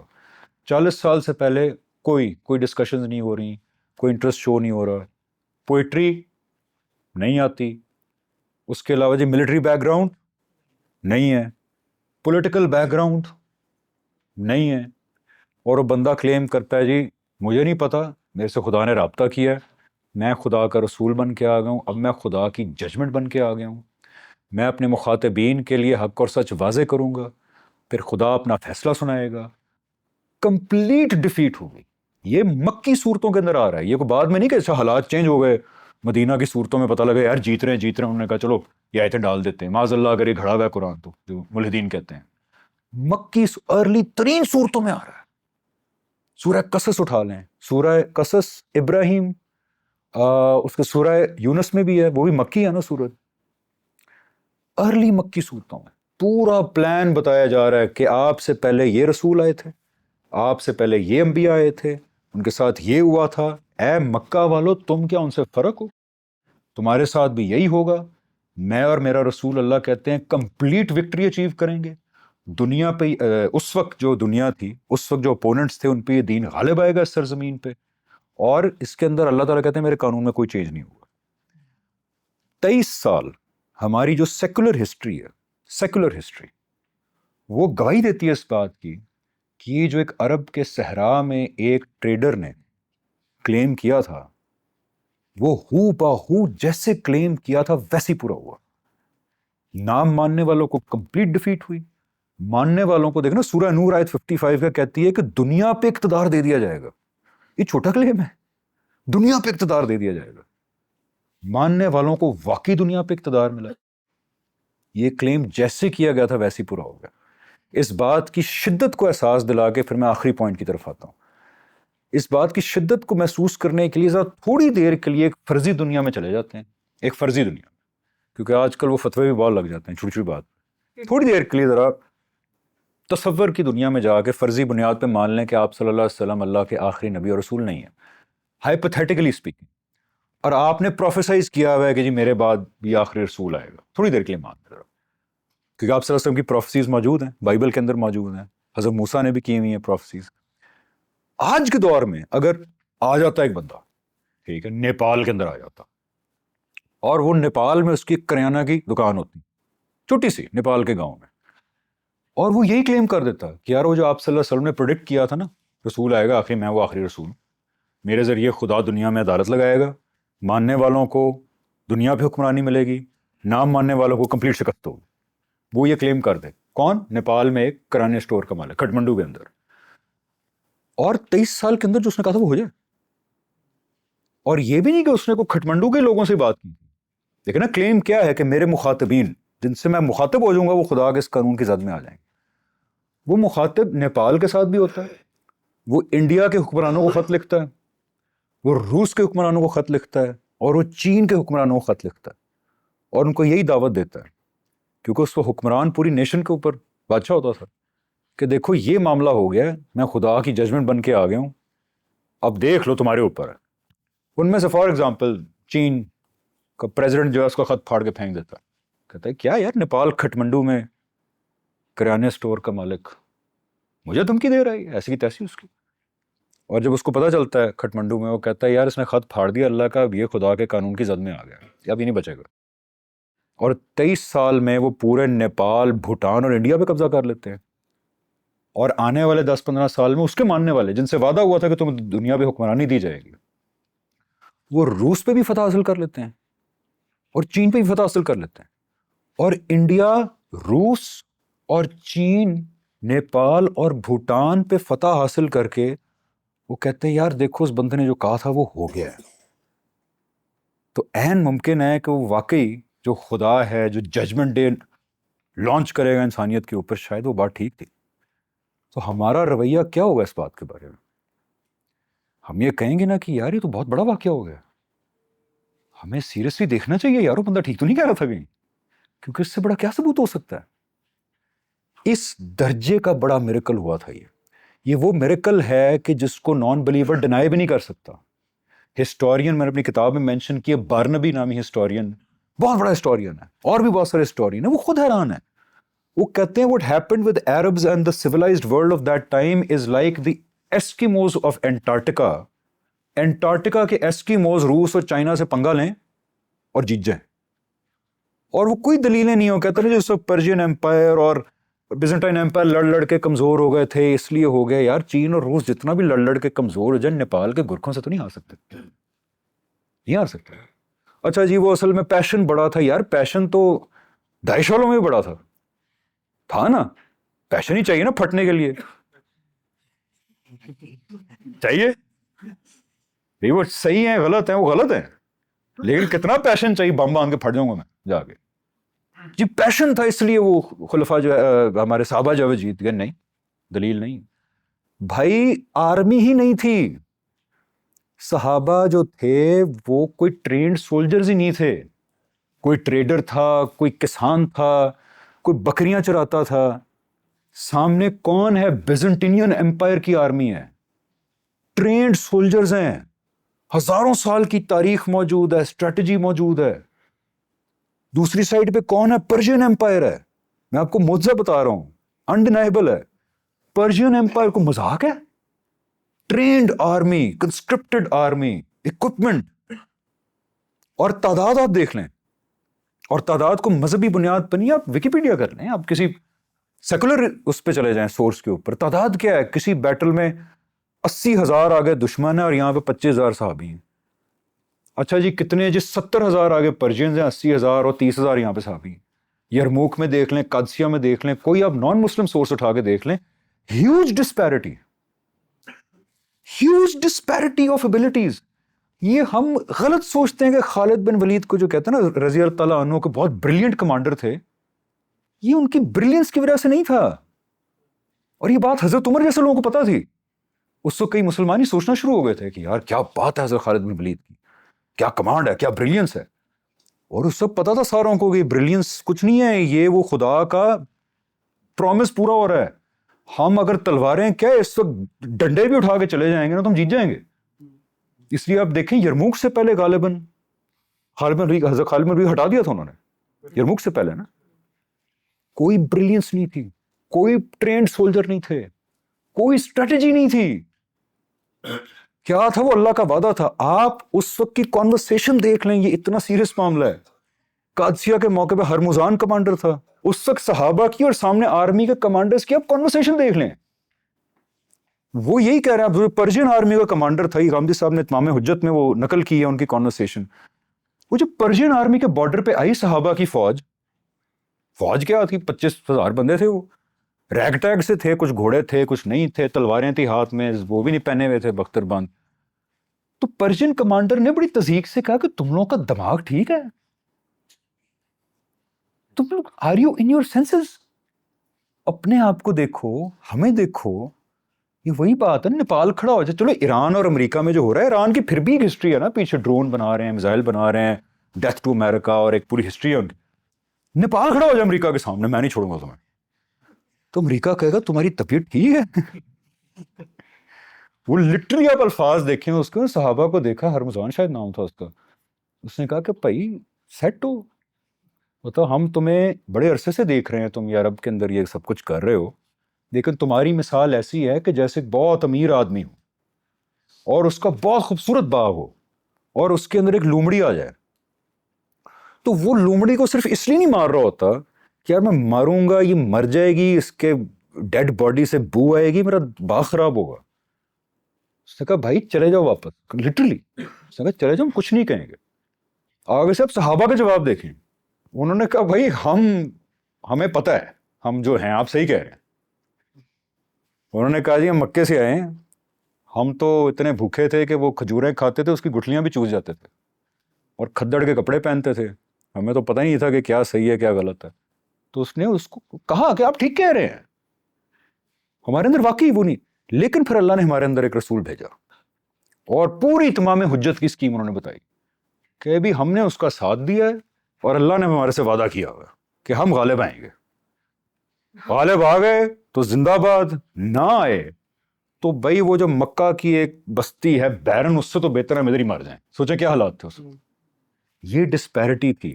یہ اتنا بڑا معجزہ ہے, یہ معجزہ کے رسول کے ذریعے خدا نے اپنی عدالت برپا کر کے دکھا دی, ریجنل سطح پہ نہیں, گلوبل سطح کے اوپر. یہ بات ہے جو دنیا تک پہنچانی ہے ہم نے.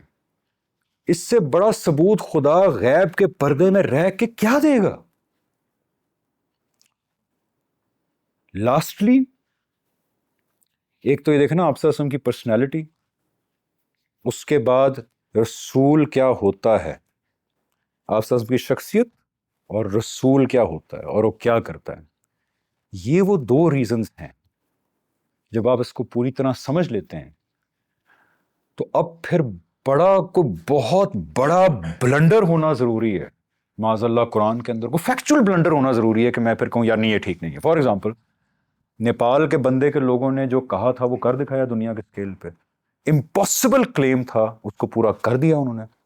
اب جو وہ ڈاکٹرن دے رہے ہیں آپ کو, اس میں کوئی فیکچول بلنڈر ہوگا تو میں شک کروں گا, ورنہ نہیں. تو یہ ہے وہ سب سے بڑا ثبوت. اس کے بعد ہر چیز کی انٹرپریٹیشن ہے. یہ جو سوال اٹھتے ہیں نا کہ اچھا خدا موسیٰ کے ڈنڈے کو سانپ کیسے بنا سکتا ہے, حضرت سلیمان کو پرندوں کی بولی کیسے سمجھ آ سکتی ہے, کیا کہتے ہیں قرآن کے اندر جو عورتوں کے رائٹس کے بارے میں, یہ ساری سیکنڈری باتیں. اگر ان کی ساری سیٹسفیکٹری ایکسپلینیشنز موجود ہیں, ہر رائے کے بارے میں قرآن کی سیٹسفیکٹری ایکسپلینیشنز موجود ہیں, تھوڑی سی توجہ دینے کی بات ہے. لیکن یہ جو معاملہ ہے آپ صلی اللہ علیہ وسلم کی شخصیت اور پر رسول کے دعوے کے بعد جو ہوا گلوبل سطح پہ, میرا مین پرابلم یہ ہے کہ اس کو کوئی ڈینائی کرے, اس کو کوئی ڈینائی کرے.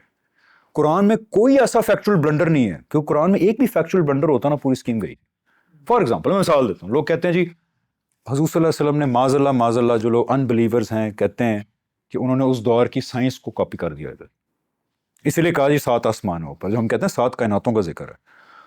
اب اس دور کے اندر یہ بھی بلیو تھا کہ نیچے 7 زمینیں بھی ہیں, ان کے اندر بھی مخلوقات رہتی ہیں, 7 لیئرز آف ارتھ نیچے اور 7 لیئرز آف آسمان. اگر یہ بلنڈر مار دیتے کہ یار قرآن میں ہوتا کہ یار تمہارے اوپر 7 آسمان ہیں, چلو جی اس کی جسٹیفیکیشن ہے 7 کائناتیں ہیں, نیچے تمہارے لیئر بائی لیئر 7 زمینیں بھی ہیں اور ان میں انسان بستے ہیں, بات ختم ہو گئی. قرآن کیا ہو گیا سر, غلط پروو ہو گیا تھا. لیکن آپ دیکھیں یہ نہیں لکھا. اس طرح کا کوئی بلنڈر ہوگا تو شک کی گنجائش ہے, ورنہ اس کے بعد میرے نزدیک, میرا ہمبل اوپینین ہے, میں آج تک ڈھونڈ رہا ہوں کوئی اس خدا کی رسالت کے معجزے کے اندر کوئی چیز نکال سکے جو اس کو ڈسکریڈٹ کر سکے. میں اسی بنیاد پہ مسلمان ہوں, نہ چاہتے ہوئے یا چاہتے ہوئے, کیونکہ یہ واقعہ ہو گیا. اس کے بعد کوئی بلنڈر ڈھونڈیں, نہیں تو پھر سر تسلیم خم بنتا ہے. آپ اصل میں صرف مزے کی بات ہے, یہ نہیں کہا تھا میں اللہ کا رسول ہوں. قرآن کے اندر آتا ہے کہ یہ اللہ کے رسول ہیں ان دی ایگزیکٹ لائکنس آف حضرت موسیٰ علیہ السلام. اب دیکھیں یہ ایک تو رسول کا اپنا کلیم اتنا بڑا تھا کہ میں رسول ہوں, ججمنٹ ہو دنیا کے لیے, اوپر سے میں موسیٰ کی طرح کا رسول ہوں. کیونکہ حضرت موسیٰ کے ساتھ کیا ہوا تھا, حضرت موسیٰ قوم کی طرف بھیجا گیا, ان کو شریعت دی گئی, ان کے ماننے والوں کو دنیا پہ اقتدار دیا گیا, اس کے بعد ان کے ایک ذریعے قوم کھڑی کی گئی. کیونکہ قرآن کا کلیم کیا ہے کہ حضرت ابراہیم علیہ السلام سے پہلے پوری دنیا کے اندر نبی و رسول آتے تھے. پھر جب انسانیت بڑی ہوئی تو اللہ تعالیٰ نے یہ فیصلہ کیا کہ انسانیت بڑی ہو رہی ہے, پھیل رہی ہے, انڈیویجولز کے بس کی بات نہیں ہے, اب میں قومیں کھڑی کروں گا جو میرا پیغام لے کے دنیا میں کھڑی ہوں گی. اس قوم کھڑی کرنے کی پہلی کڑی تھی, یعنی اس کے لیے حضرت ابراہیم علیہ السلام کی اولاد کو سلیکٹ کیا گیا کہ ان کے اندر میں اب بار بار نبی و رسول بھیجوں گا اور وہ قومیں کھڑی کروں گا جو دنیا کے میرے پیغام کی شہادت دیں گی. حضرت موسیٰ کے ذریعے پہلی قوم کھڑی کی گئی. اس کے بعد حضور صلی اللہ علیہ وسلم حضرت اسماعیل کی اولاد سے دوسری قوم کھڑی کی گئی. تو یہ بھی کتنے مزے کی بات ہے کہ صحرا میں ایک ٹریڈر کہہ رہا ہے میں حضرت موسیٰ کی طرح نبی ہوں, میرے ساتھ ایگزیکٹلی وہی ہوگا جو حضرت موسیٰ کے ساتھ ہوا تھا, اور ڈٹو وہی ہوتا ہے. یعنی ان کی قوم بنتی ہے, اس کو دنیا پہ اقتدار ملتا ہے, ان کو شریعت ملتی ہے. Everything step by step comes true even in this regard. اب اس کے بعد کیا گنجائش بچتی؟ Over to you guys now. جی السلام علیکم, میرا نام رضا ہے. سب سے پہلے تو آپ کو مبارکباد کہ بغیر بریانی کے اتنی آپ نے ماشاءاللہ سے بھیڑ لگائی ہے. بغیر بریانی کے؟ ہاں بریانی نہیں ہے نا؟ نہیں میں نے اسی کے لیے پوچھنا سوال ایسا ہے کہ ہم پاکستان کے لوگ پرٹیکولرلی میں اپنی بات کروں تو دین اور دنیا میں بٹ چکے ہوئے ہیں. تو اگر فار ایگزامپل جیسے آپ نے بڑا میٹافوریکلی ایگزامپلس دی ہیں, بہت اچھی ایگزامپلس, آپ کے پاس کوئی صاحب آئے اور آپ کو کہے کہ جی آپ کو ہالی ووڈ یا بالی ووڈ میں رول مل رہا ہے but you need to leave it now, آپ میں ماشاء اللہ سے وہ کنسسٹنسی ہے کہ آپ کہیں گے نہیں یار this is my preference, I am here for a big cause. وہ بات کی بات ہے. ہمیں چھوٹا سا کانٹریکٹ آتا ہے یا کوئی بزنس میٹنگ ہوتی ہے تو جمعہ بھی گیا, عیدیں بھی گئی, تاک راتیں بھی گئیں, تو we are jumping here and there اور ایٹ دی اینڈ کچھ مل نہیں رہا ہے. وہی حال ہے جو پاکستان کرکٹ ٹیم کا ہے. So what is a formula کہ آپ کنسسٹنس رہیں, آپ کو چلو دنیا تو ملی نہ ملی لیکن دین تو ملے یار, اور اس کے اندر آپ کنسسٹنسی لے کر آئیں. تو what is the formula for you, because آپ یہ دونوں چیزیں دیکھی آپ نے. Thank you sir. میں ظاہری بات ہے اپنا ہی ایک سفر اور اوپینین آپ سے شیئر کر سکتا ہوں, میرا ذاتی ہے, کئیوں کو ہو سکتا ہے اپیل کرے نہ کرے. میرے لیے واٹ چینجڈ مائی لائف اور کنسسٹنسی میرے لیے ایک کمپلشن ہے رادر دین این آپشن. اس کے جتنا مجھے لگتا ہے انسان اپنے آپ کو یہ یقین دلاتا جاتا ہے نا کہ یہ خدا اور ججمنٹ ڈے واقعی ٹھیک بات ہے, اتنا ہی آپ چاہتے یا نہ چاہتے ہوئے کنسسٹنٹ ہونا پڑتا ہے. میں آپ کو ایک مثال دیتا ہوں. اگر ہمیں یہ خبر پہنچے کہ یار 1 سال بعد ایک سونامی آئے گا اور پورے شہر کو اڑا کے لے جائے گا, میرا گھر سیونگ سب ختم, تو اگر وہ میں انشور ہوں گا اس بارے میں, اور کبھی کبھی انسان نا لاشعوری طور پہ بھی انشور ہوتا ہے, کبھی کبھی آپ مان تو رہے ہوتے ہیں آن دا ٹاپ لیکن اندر سے بڑے سوال ہوتے ہیں جن کو آپ نے دبا دیا ہوتا ہے کہ اچھا یار, جیسے ہمارے بلیورز میں سے بڑوں کے سوال ہیں, یار اللہ میاں ہیں تو یہ کیا بچے معذور پیدا ہو رہے ہیں یار, چلو پتہ نہیں خیر ہے. دیکھو اس سوال کا جواب نہیں ڈھونڈا, چلو پتہ نہیں خیر ہے کیا, تو وہ ایک گیپ رہ گیا. اب اس گیپ کی وجہ سے یہ وہ خبر نہیں بن رہی جس پہ آپ کو یقین ہے کہ اوئے ہوئے یہ تو ہوگا. تو اگر مجھے کوئی کہے یار سال بعد فلڈ آئے گا, تمہارا گھر بہہ جائے گا, اور مجھے اس پہ میں مان لوں چلو یار اچھا بندہ ہے کہہ رہا ہے مان لیتے ہیں, لیکن یقین نہیں ہے اس طرح, تو میں شاید اس طرح اہتمام نہیں کروں گا. لیکن اگر مجھے فار ایگزامپل یقین ہو گیا کہ یار وہ فلڈ آنا ہے, تو میں نہ چاہتے بھی کہوں گا یار گھر کا سامان شفٹ کریں, کوئی ذرا ماحول بچت میں کراؤں اپنی. I think it all has to do with یقین, اور یقین صرف اس وقت آئے گا کہ جب اندر جو سوال اٹھا ہے نا اس کو دبائیں نہ, اس کو سیریسلی لیں, اس کے جواب ڈھونڈنے کی کوشش کریں, پھر یہ یقین بڑھتا جائے گا. اور جب یقین بڑھتا جائے گا تو کئی بار آپشن بھی نہیں ہوتی, پھر کنسسٹنٹ رہنا مجبوری بن جاتی ہے. میرے لیے تو یہ کام کی چیز. جی السلام علیکم. وعلیکم السلام. میرا یہ پریڈیشن اور اینیمل سفرنگ کے اوپر کویشچن ہے. گاڈ جو ہے نا قرآن میں بار بار کلیم کرا ہے کہ میں بہت مرسیفل ہوں, میں رحمان ہوں, رحیم ہوں, لیکن ہمیں نیچر میں نا کوئی مورالٹی نظر نہیں آتی, پریڈیشن ہے, جانور ایک دوسرے کو کھا رہے ہیں, تو یہ کیسی مرضی ہے جو ہمیں نظر نہیں آ رہی. دوسرا یہ کہ اینیملس جو ہے نا وہ ڈسٹ بن جائیں گے. صحیح مسلم کی حدیث ہے 2582 کہ وہ ان کو آگے ریوارڈ بھی نہیں ملے گا. تو یہ مطلب بہت زیادہ ناانصافی نہیں ہے ان کے ساتھ, اور اگر وہ ہماری خدمت کے لیے بھی بنائے گئے ہیں تو یہ بھی ایک طرح سے بہت ناانصافی ہے کہ ایک اسپیشی کے لیے کروڑوں اسپیشیز جو ہیں وہ قربان کر دی گئی اور آگے سے ان کو ریوارڈ بھی نہیں مل رہا, اور خدا بار بار کلیم کرے کہ میں بہت مرسیفل ہوں. تو یہ بہت بڑی کنٹریڈکشن نہیں ہے ہمارے ریلیجن کے اندر. اس گاڈ سے کیسے محبت کریں؟ یہ آپ صحیح کہہ رہے ہیں, یہ میں نے باقاعدہ موضوع بنایا تھا اس میں, بیکاز یہ میرا سب سے بڑے عرصے تک سوال رہا تھا کہ یار خدا رحمان ہے, رحیم ہے, سٹل ہے, جینٹل ہے, لیکن آپ نیچر میں آپ تو کہہ رہے ہیں نا اینیمل سفرنگ کی, جی میں تو ہیومن سفرنگ بھی بیچ میں لے کے آ چلیں وہ تو جسٹیفائی کر جیسے لیتے ہیں. اکاؤنٹیبلٹی اور اینیمل سفرنگ بھی یار ایسے عجیب قسم کے روتھلیس طریقے ہیں, جیسے ایک اینیمل دوسرے کو ہنٹ کرتا ہے. پھر نیچرل ڈیزاسٹرز ہیں, نیچرل ڈیزاسٹر اگر انسان پہ آ جائے تو ہم کہتے ہیں خدا غصہ تھا. سوال بالکل بنتا ہے, لیکن یہ سوال قرآن ہی سالو کرتا ہے. یہ بڑے مزے کی بات ہے, جتنے بھی جوابات ہیں نا ذہن میں قرآن سے, اور قرآن چھوٹی سی بات کر دیتا ہے اور آپ کہتے ہیں یار بات تو ٹھیک لگ رہی ہے. دیکھیں اللہ تعالیٰ کی جو ایٹریبیوٹس کا پرفیکٹ ظہور ہے نا, اس کی جگہ دنیا نہیں ہے. یہ بات مجھے سمجھ آئی, all of these are my opinions, کو اسکالرلی نہیں ہے. دنیا وہ جگہ نہیں ہے جہاں خدا کے ایٹریبیوٹ کا پرفیکٹ ظہور ہو رہا ہے, کیونکہ دنیا کا پرپس ہمیشہ رہنا نہیں ہے. دنیا کا ایک پرپس ہے, اور وہ پرپس ہے انسان کا امتحان لینا, انسان کی تربیت کرنا. جہاں پہ خدا کے یہ جو ایٹریبیوٹس ہیں کا پرفیکٹ ظہور ہوگا وہ تو جنت ہے. تو یہ جو خامیاں ہیں دنیا کے اندر, یہ اس لیے ہیں کیونکہ امتحان کی غرض سے پرفیکٹ دنیا ہے, اور یہ رہنے کے لحاظ سے سب سے امپرفیکٹ دنیا, سب سے امپرفیکٹ, ناقص ترین دنیا ہے یہ رہنے کے لیے. آپ دیکھیں نا انسان, بڑھاپا, بیماری, جانور ایک دوسرے کو درندگی کر رہے ہیں ایک دوسرے کے ساتھ. تو امتحان کی غرض سے اگر آپ دیکھیں تو جیسے خدا نے دنیا بنائی ہے ضروری تھی, یعنی کہ دنیا کے اندر دونوں چیزیں موجود ہیں, خوبصورتی, بدصورتی. بیکاز انسان کو جیسا اللہ نے بنایا ہے, اور ہمیں اللہ کہتا ہے کہ اس نے اپنی روح میں سے ایک روح پھونکی. ہماری consciousness you can say is a mirror of what God's consciousness is. انسان ہمیشہ اپوزٹس کو دیکھ کے چیزوں کو سمجھتا ہے. مجھے اگر خوبصورتی کا شعور ہے تو وہ اس لیے ہے کیونکہ مجھے بدصورتی پتہ کیا ہوتی ہے. مجھے پلیجر کا اگر شعور ہے تو وہ صرف اس لیے کہ مجھے پتا کہ پین کیا ہوتی ہے. اگر پین نہ ہوتی تو پلیجر میرے لیے پلیجر نہ ہوتا, وہ ایک نارمل وے آف بینگ ہوتا. تو اس لیے دنیا نے ڈائیکاٹمی میں بنائی ہے اللہ نے, جہاں پہ چرندے موجود ہیں, آپ دیکھیں بنائن ترین مخلوق, ہارملیس ترین مخلوق ہے وہ, وہاں پہ درندے بھی موجود ہیں. جہاں خوبصورتی موجود ہے وہاں بدصورتی بھی موجود ہے. تو یہ ڈائیکاٹمی ضروری تھی اس امتحان کی غرض سے, اور یہ اللہ تعالیٰ کے پرفیکٹ ایٹریبیوٹس کا ظہور نہیں ہے دنیا کے اندر. اگر تو اللہ تعالیٰ کہتے ہیں نا دنیا, یہ مقدمہ اس وقت پیدا ہوتا ہے اگر اللہ تعالیٰ کہتے دنیا بنا دی رہنے کے لیے, میری ایٹریبیوٹس کا پرفیکٹ ظہور ہو گیا, تو ہم کہتے ہیں یار یہ کیا ہے. اللہ تعالیٰ تو کہہ رہے ہیں نہیں, یہ وہ جگہ نہیں ہے. ہاں ان کے کمپنسیشن کا جہاں تک تعلق ہے, دیکھیں اگر تو یہ تو قرآن میں بھی ہے نا کہ قیامت کے دن جب انسانوں کو اور بیسٹس آف دی ارتھ کو گیدر کیا جائے گا, تو یہ تو ہے کہ اس دن اکٹھا کیا جائے گا. اب اس میں اختلاف ہے کہ ان کو کیا جنت, مجھے اس پہ گاندھی صاحب کا بڑا اچھا جواب ہے کہ جنت میں کیا جانور نہیں ہوں گے؟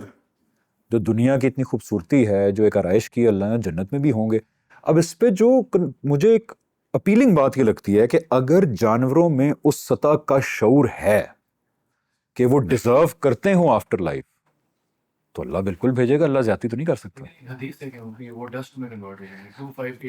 دیکھیں حدیث جو ہے اس کو قرآن کی روشنی میں دیکھنا چاہیے, اور اگر وہ حدیث واقعی آپ صلی اللہ علیہ وسلم کے الفاظ ہیں, واقعی اگر ایسا ہوگا کہ ان کو ڈسٹ بنا دیا جائے گا, تو اس سے مجھے کیا پتہ لگتا ہے کہ پھر شاید ان میں وہ شعور نہیں ہوگا. ہم کمپیوٹر گیمز کھیلتے ہیں, آپ نے جی ٹی اے کھیلی ہوئی ہے؟ جی ٹی اے کھیلی ہے؟ آپ لوگوں کو تو نہیں پتا ہوگا جی ٹی اے, پتہ کھیل کس پتہ.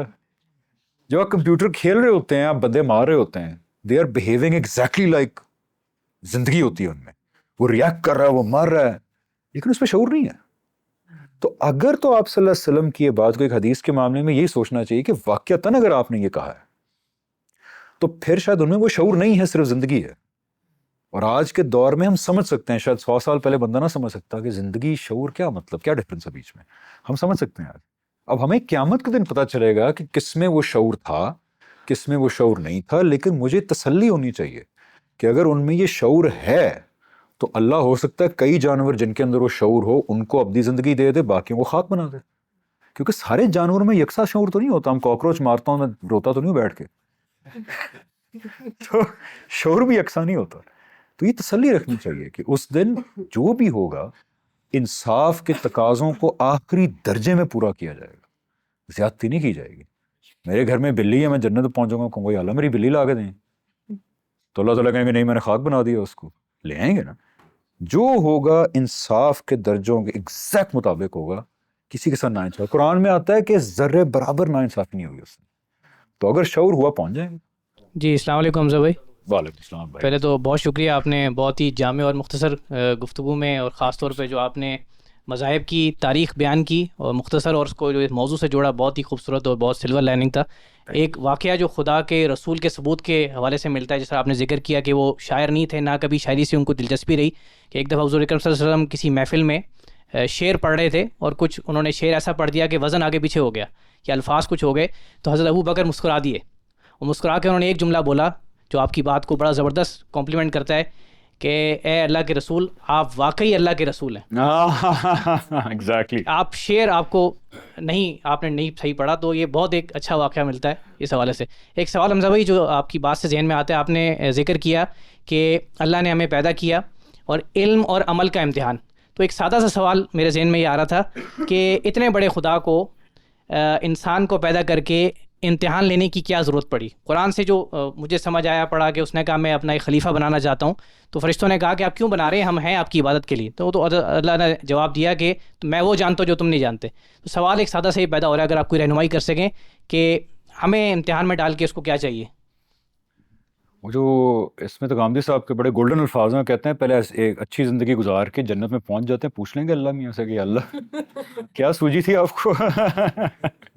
لیکن وہ پہلی بات کو پہلے کامنٹ کر دوں ایک, اور میں اگر یہ مین ویڈیو کے ساتھ کہیں کنیکٹ ہو جانا, بیکاز یہ واقعی بڑی صحیح بات کی انہوں نے, ہو جائے, کیونکہ یہ بھی جو ان بلیورز ہیں وہ آپ صلی اللہ علیہ وسلم پہ یہ اعتراض کرتے ہیں کہ اچھا جی چلو ٹھیک ہے مان لیا ان کو پڑھنا نہیں آتا تھا, پوئٹری نہیں آتی تھی, یا ماسٹر پیس آ رہا ہے, ریلیجس نالج نہیں تھی, لیکن ان ڈیپتھ ڈسکشن ہو رہی ہیں جیوز کے ساتھ, کرسچنس کے ساتھ, تو ہو سکتا ہے ان کی کوئی ٹیم ہو, یعنی کوئی لکھوا کے لے کے آ رہے ہوں. یہ تو دیکھیں نا, یہ بھی کتنی عجیب بات ہے کہ اگر یہ ٹیم ہوگی تو کوئی عام لوگوں کی ٹیم تو نہیں ہوگی کنسسٹنٹلی 23 سال. یعنی جب ہم کہتے ہیں کہ قرآن لنگوسٹک ماسٹر پیس ہے, جو حضرت عمر نے بھی کہا کہ یار واقعی آپ رسول ہیں اللہ کے, وہ قرآن لنگوسٹک ماسٹر پیس کا مطلب یہ ہے کہ اس دور کا کوئی عام شاعر ٹیم میں رکھنا ضروری نہیں تھا. پھر عربی زبان کا علامہ اقبال, مرزا غالب, اور وہ بھی علامہ اقبال مرزا غالب انالوجی دے رہا ہوں میں, وہ بھی قریب نہیں آتے قرآن کی جو ایکسلنس ہے. کبھی آپ ایکسپیریمنٹ کرنا, chat G P T sub کے پاس ہے نا, چیٹ جی پی ٹی کو آپ ذرا کہنا یار اگر قرآن انگریزی میں آیا ہوتا تو ذرا مجھے اس کا کوئی وہ پیرابل بنا کے دکھاؤ, کیسی آیتیں ہوتی, کیونکہ مجھے عربی نہیں آتی, لیکن میں محسوس کرنا چاہتا ہوں کہ یار وہ کیا خوبصورتی ہوتی ہے. وہ آپ کو پہلے ڈسکلیمر دے گا کہ اچھا میں قرآن کو کاپی نہیں کر رہا, میں ایک پیرابل دے رہا ہوں. اس کے بعد جو پیراگرافس لکھتا ہے یار رونگٹے کھڑے ہو جاتے ہیں. اس میں ایسی لینگویج, ایسے اسلوب ہوتے ہیں. ایک عام الفاظ ہے کہنا کہ یار آپ جو ہے دن کے بعد رات آتے ہیں, لیکن جب آپ کہتے ہیں نا اور دن کی رات کا اندھیرے کی گھٹا کے اوپر جب دن کی روشنی کا شباب آتا ہے, میں کوئی ویسی مثال دے رہا ہوں, کہتے ہیں یار واہ, وہی الفاظ ہیں. اس دور کا علامہ اقبال مرزا غالب ہونا ضروری ساتھ ٹیم کے اندر. ریلیجس ڈسکشنز کرنے کے لیے اس دور کے بہترین یہودی اور عیسائی علماء ہونے ضروری ہیں ساتھ. اس کے بعد ہر موقع پہ ٹھیک ملٹری ڈیسیجن لینے کے لیے بہترین ملٹری کمانڈرز ہونے ضروری ہیں ساتھ. پھر صحیح ترین پولیٹیکل ڈیسیجن لینے کے لیے بہترین سیاسی رہنما ہونے ضروری ہیں ساتھ.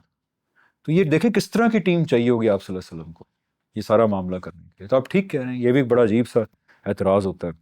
اور اللہ میاں نے کیوں کیا سارا کچھ؟ دیکھیں قرآن تو ہمیں بتاتا ہے کہ اللہ تعالیٰ نے وہ جو بھی بینگ ہے, کیونکہ اس کی حقیقت کسی کو نہیں پتہ وہ کیا ہے. یہ بھی لوگ غلط کہتے ہیں کہ وہ نور ہیں, وہ لائٹ ہے. اللہ تعالیٰ کہتے ہیں میں جیسا ہوں, اس کی کوئی مثال بھی نہیں دی جا سکتی. لیکن وہ جو بھی فرسٹ کاز ہے وہ کانشیس ہے, وہ انٹیلیجنٹ ہے. اور یہ جو ہمارے اندر سارے ایموشنز ہیں نا, ہمیں خوشی ہوتی ہے, ہمیں غصہ آتا ہے, ہمارے اندر زندگی ہے, شعور ہے, یہ اللہ تعالیٰ کہتے ہیں اصل میں میرے ایٹریبیوٹس ہیں, فرسٹ کاز کے ایٹریبیوٹس ہیں.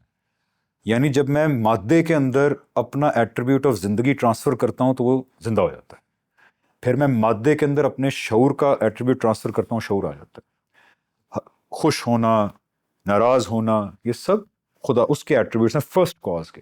اصل میں خدا کا ورڈ بڑا اسٹگمیٹائز ہو گیا، ریلیجس ہو گیا. فرسٹ کاز جو ہے وہ فرسٹ کاز بتاتا ہے کہ اس نے تخلیق کا فیصلہ کیا، ایک ہمیشہ رہنے والی دنیا کا، ایگزسٹنس کا، ہمیشہ رہنے والی ایگزسٹنس کا. اب اس ایگزسٹنس میں اس کے علاوہ کون ہوگا؟ تو اس نے کہا کہ میرے جیسا ہی شعور رکھنے والی مخلوقات ہوں گی، میرے جیسی کانشیس مخلوقات ہوں گی، اور وہ وہاں پہ ہمیشہ رہیں گی، جن کے اندر میرے جیسے ہی ایٹریبیوٹس ہوں گے. اللہ میاں کے تو انفینٹ ایٹریبیوٹس ہیں نا، لیکن جو ہم ریلیٹ کر سکتے ہیں، خوش ہونا، انصاف کا پتہ ہونا کیا ہے، ایمپتھی کرنا، ناراض ہونا، ان مخلوقات سے اللہ تعالیٰ اس ہمیشہ کی ایگزسٹنس کو آباد کرنا چاہتا ہے. اور ان کے اندر فری ول بھی ہوگی، جو چاہے کر سکتے ہیں، ہر چیز کا شعور ہوگا. اور یہ بڑی اچھی بات ہے. اب یہ ایگزیکٹلی کیوں سوچا اللہ نے پوچھ لیں گے، لیکن شکر ہے سوچا، ورنہ میں نہ ہوتا یہاں پہ، آپ بھی نہ ہوتے. شکر ہے اللہ کا، زندگی دے دی، شعور دے دیا، ہمیشہ کی زندگی کا چانس دے دیا. پھر اللہ تعالیٰ کہتے ہیں دنیا اس لیے بنائی کہ وہاں پہ کون جائے گا، وہ یہاں سے پک ہو رہے ہیں لوگ. بیکاز ہمارے پاس ایک بڑی خطرناک چیز ہے، وہ ہے فری ول. تو فری ول کو اب ہم نے کیسے ایکسرسائز کرنا ہے، وہ یہاں پہ طے ہو رہا ہے، کنکلوسیولی طے ہو رہا ہے.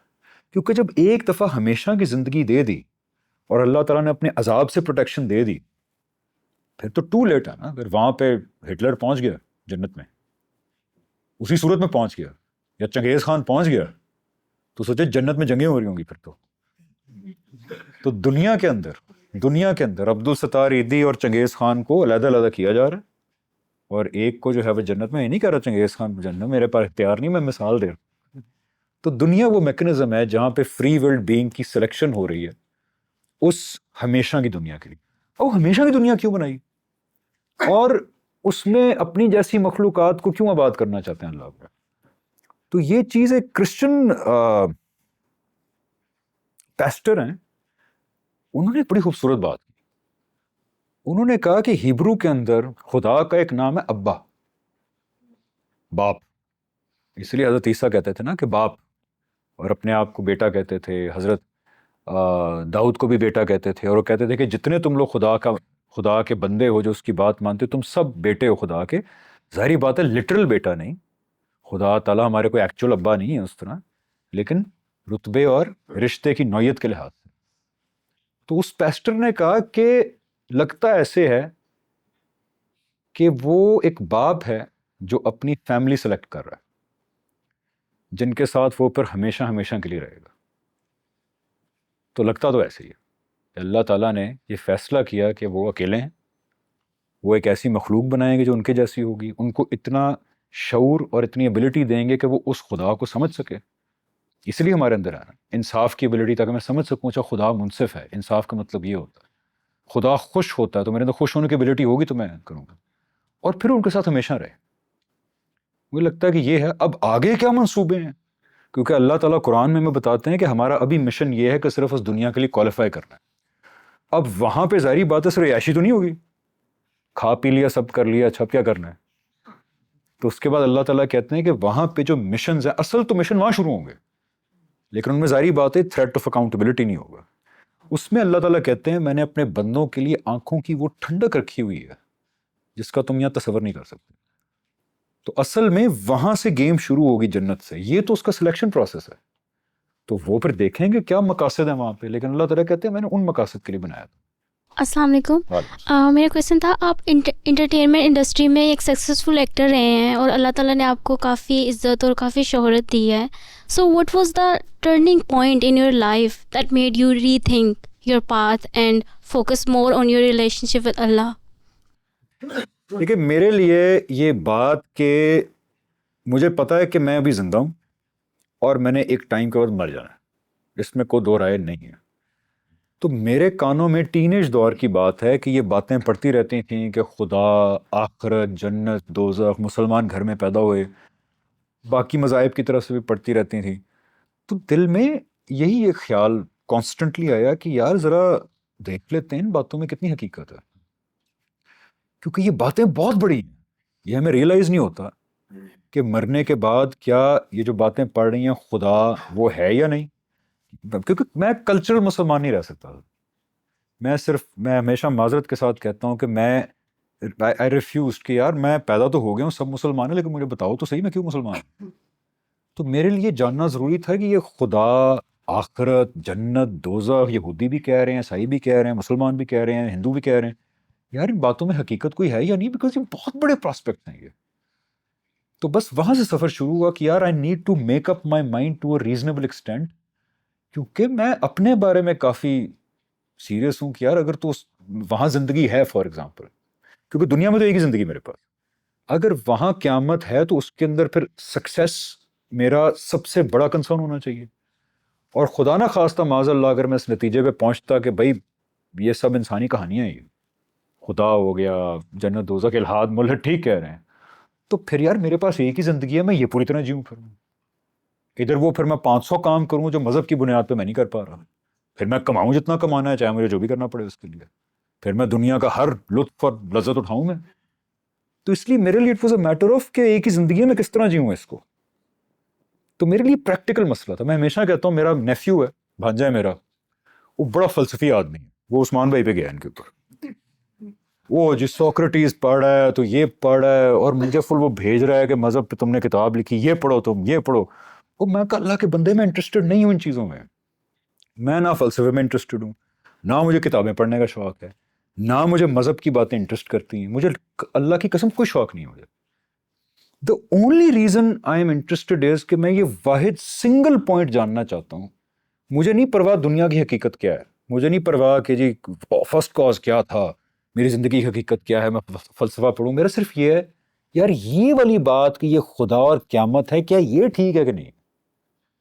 اگر یہ نہیں ٹھیک تو دین آئی ایم ناٹ انٹرسٹڈ کہ دنیا کی حقیقت کانٹ کے نزدیک کیا تھی، تو دیکارت کے نزدیک کیا تھی، سقراط کے نزدیک. میرا بیل آتا ہے جو مرضی کہتے رہے ہوں.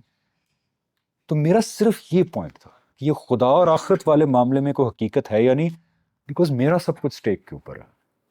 تو this was the question why I feel it کہ as a compulsion I have. ورنہ شوق بالکل بھی نہیں ہے. میں قسم سے اتنا ہی بور ہوتا ہوں اتنے آپ لوگ کی باتوں پہ ہوتا ہوں. میں سنتا ہوں لیکچر، ہم لے یار.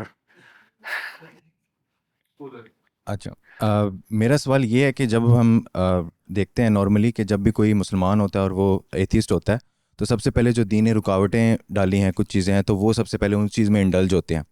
بٹ آپ کے کیس میں جس طرح آپ نے اپنی کتاب میں لکھا ہے کہ مجھے کافی دیر بعد کنوکشن آئی، میں نے پوری جرنی کی.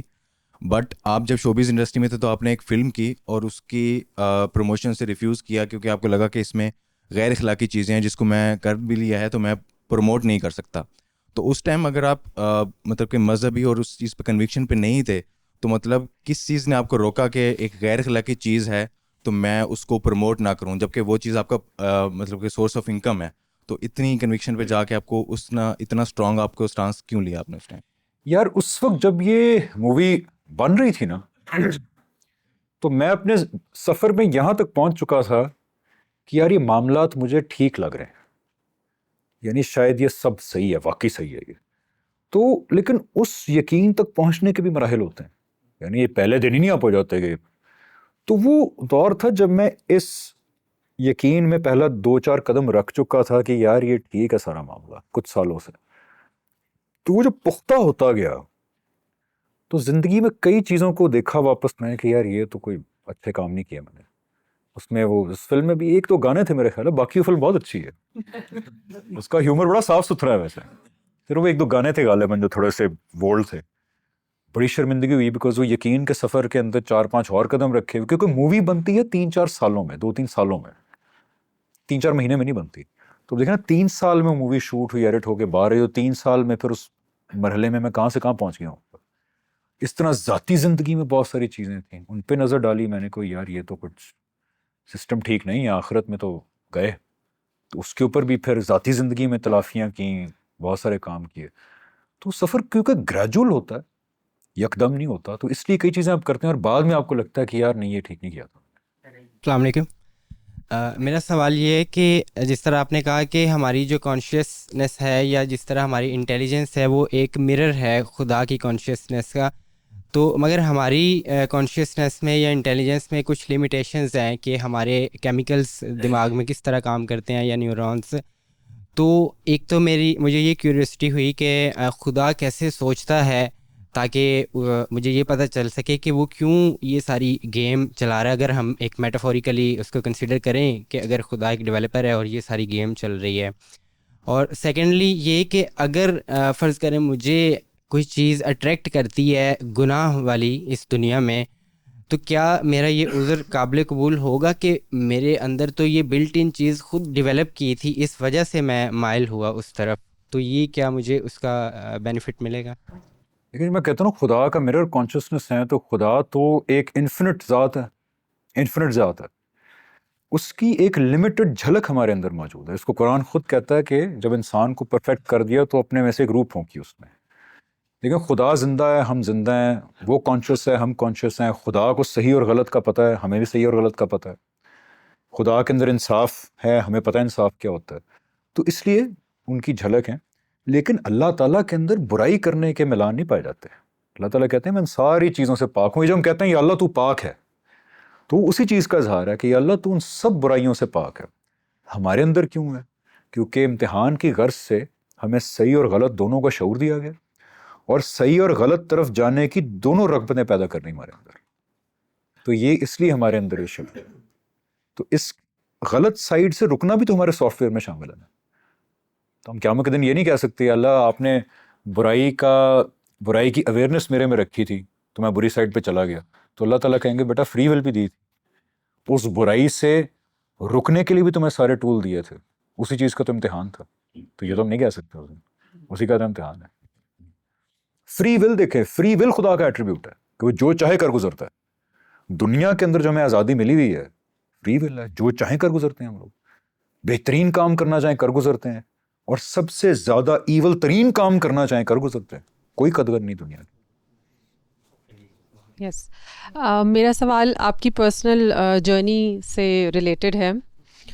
ویسے تو آئی تھنک لاٹ آف آئی مین تقریباً ساری کیٹیگریز کے اندر ہمیں ریزسٹنس فیس کرنی پڑتی ہے. اگر کوئی آپ چیز ہٹ کے یا ڈفرینٹ کرتے ہیں, یا پھر اپنے کلان سے ہٹ کے, اپنے خاندان سے ہٹ کے, یا اپنی سراؤنڈنگ سے ہٹ کے کرتے ہیں.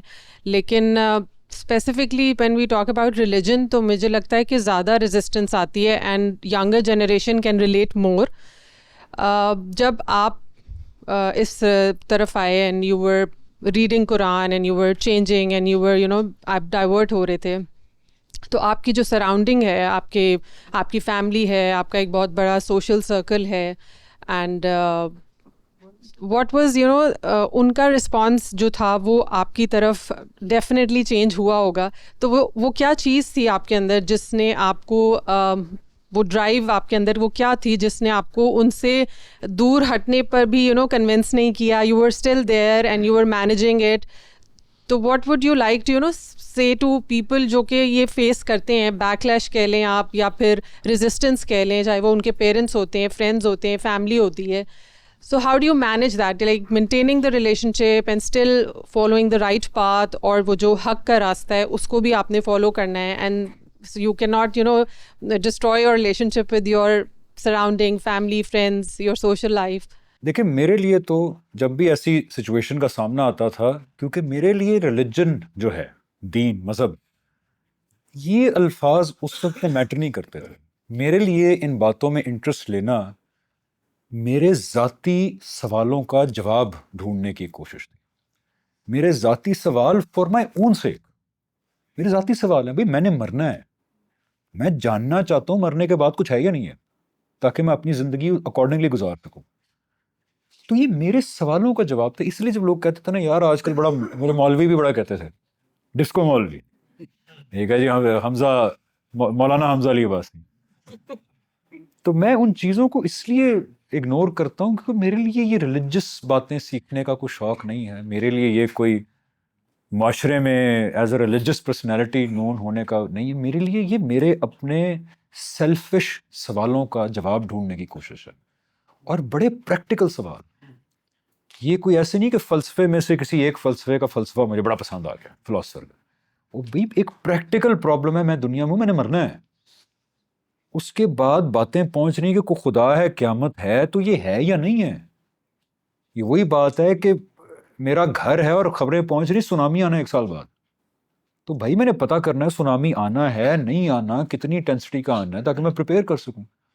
تو میرے لیے میرے پریکٹیکل سوالوں کے جواب ہیں، یہ کوئی ریلیجس میٹرز نہیں ہے. بیکاز ریلیجس میٹرز جو ہیں وہ اس کو ایک باکس بنا دیا گیا نا کہ اچھا یہ دنیا کی زندگی ہے اور یہ ریلیجن ہے، اب ہم نے بیلنس کر کے چلنا ہے.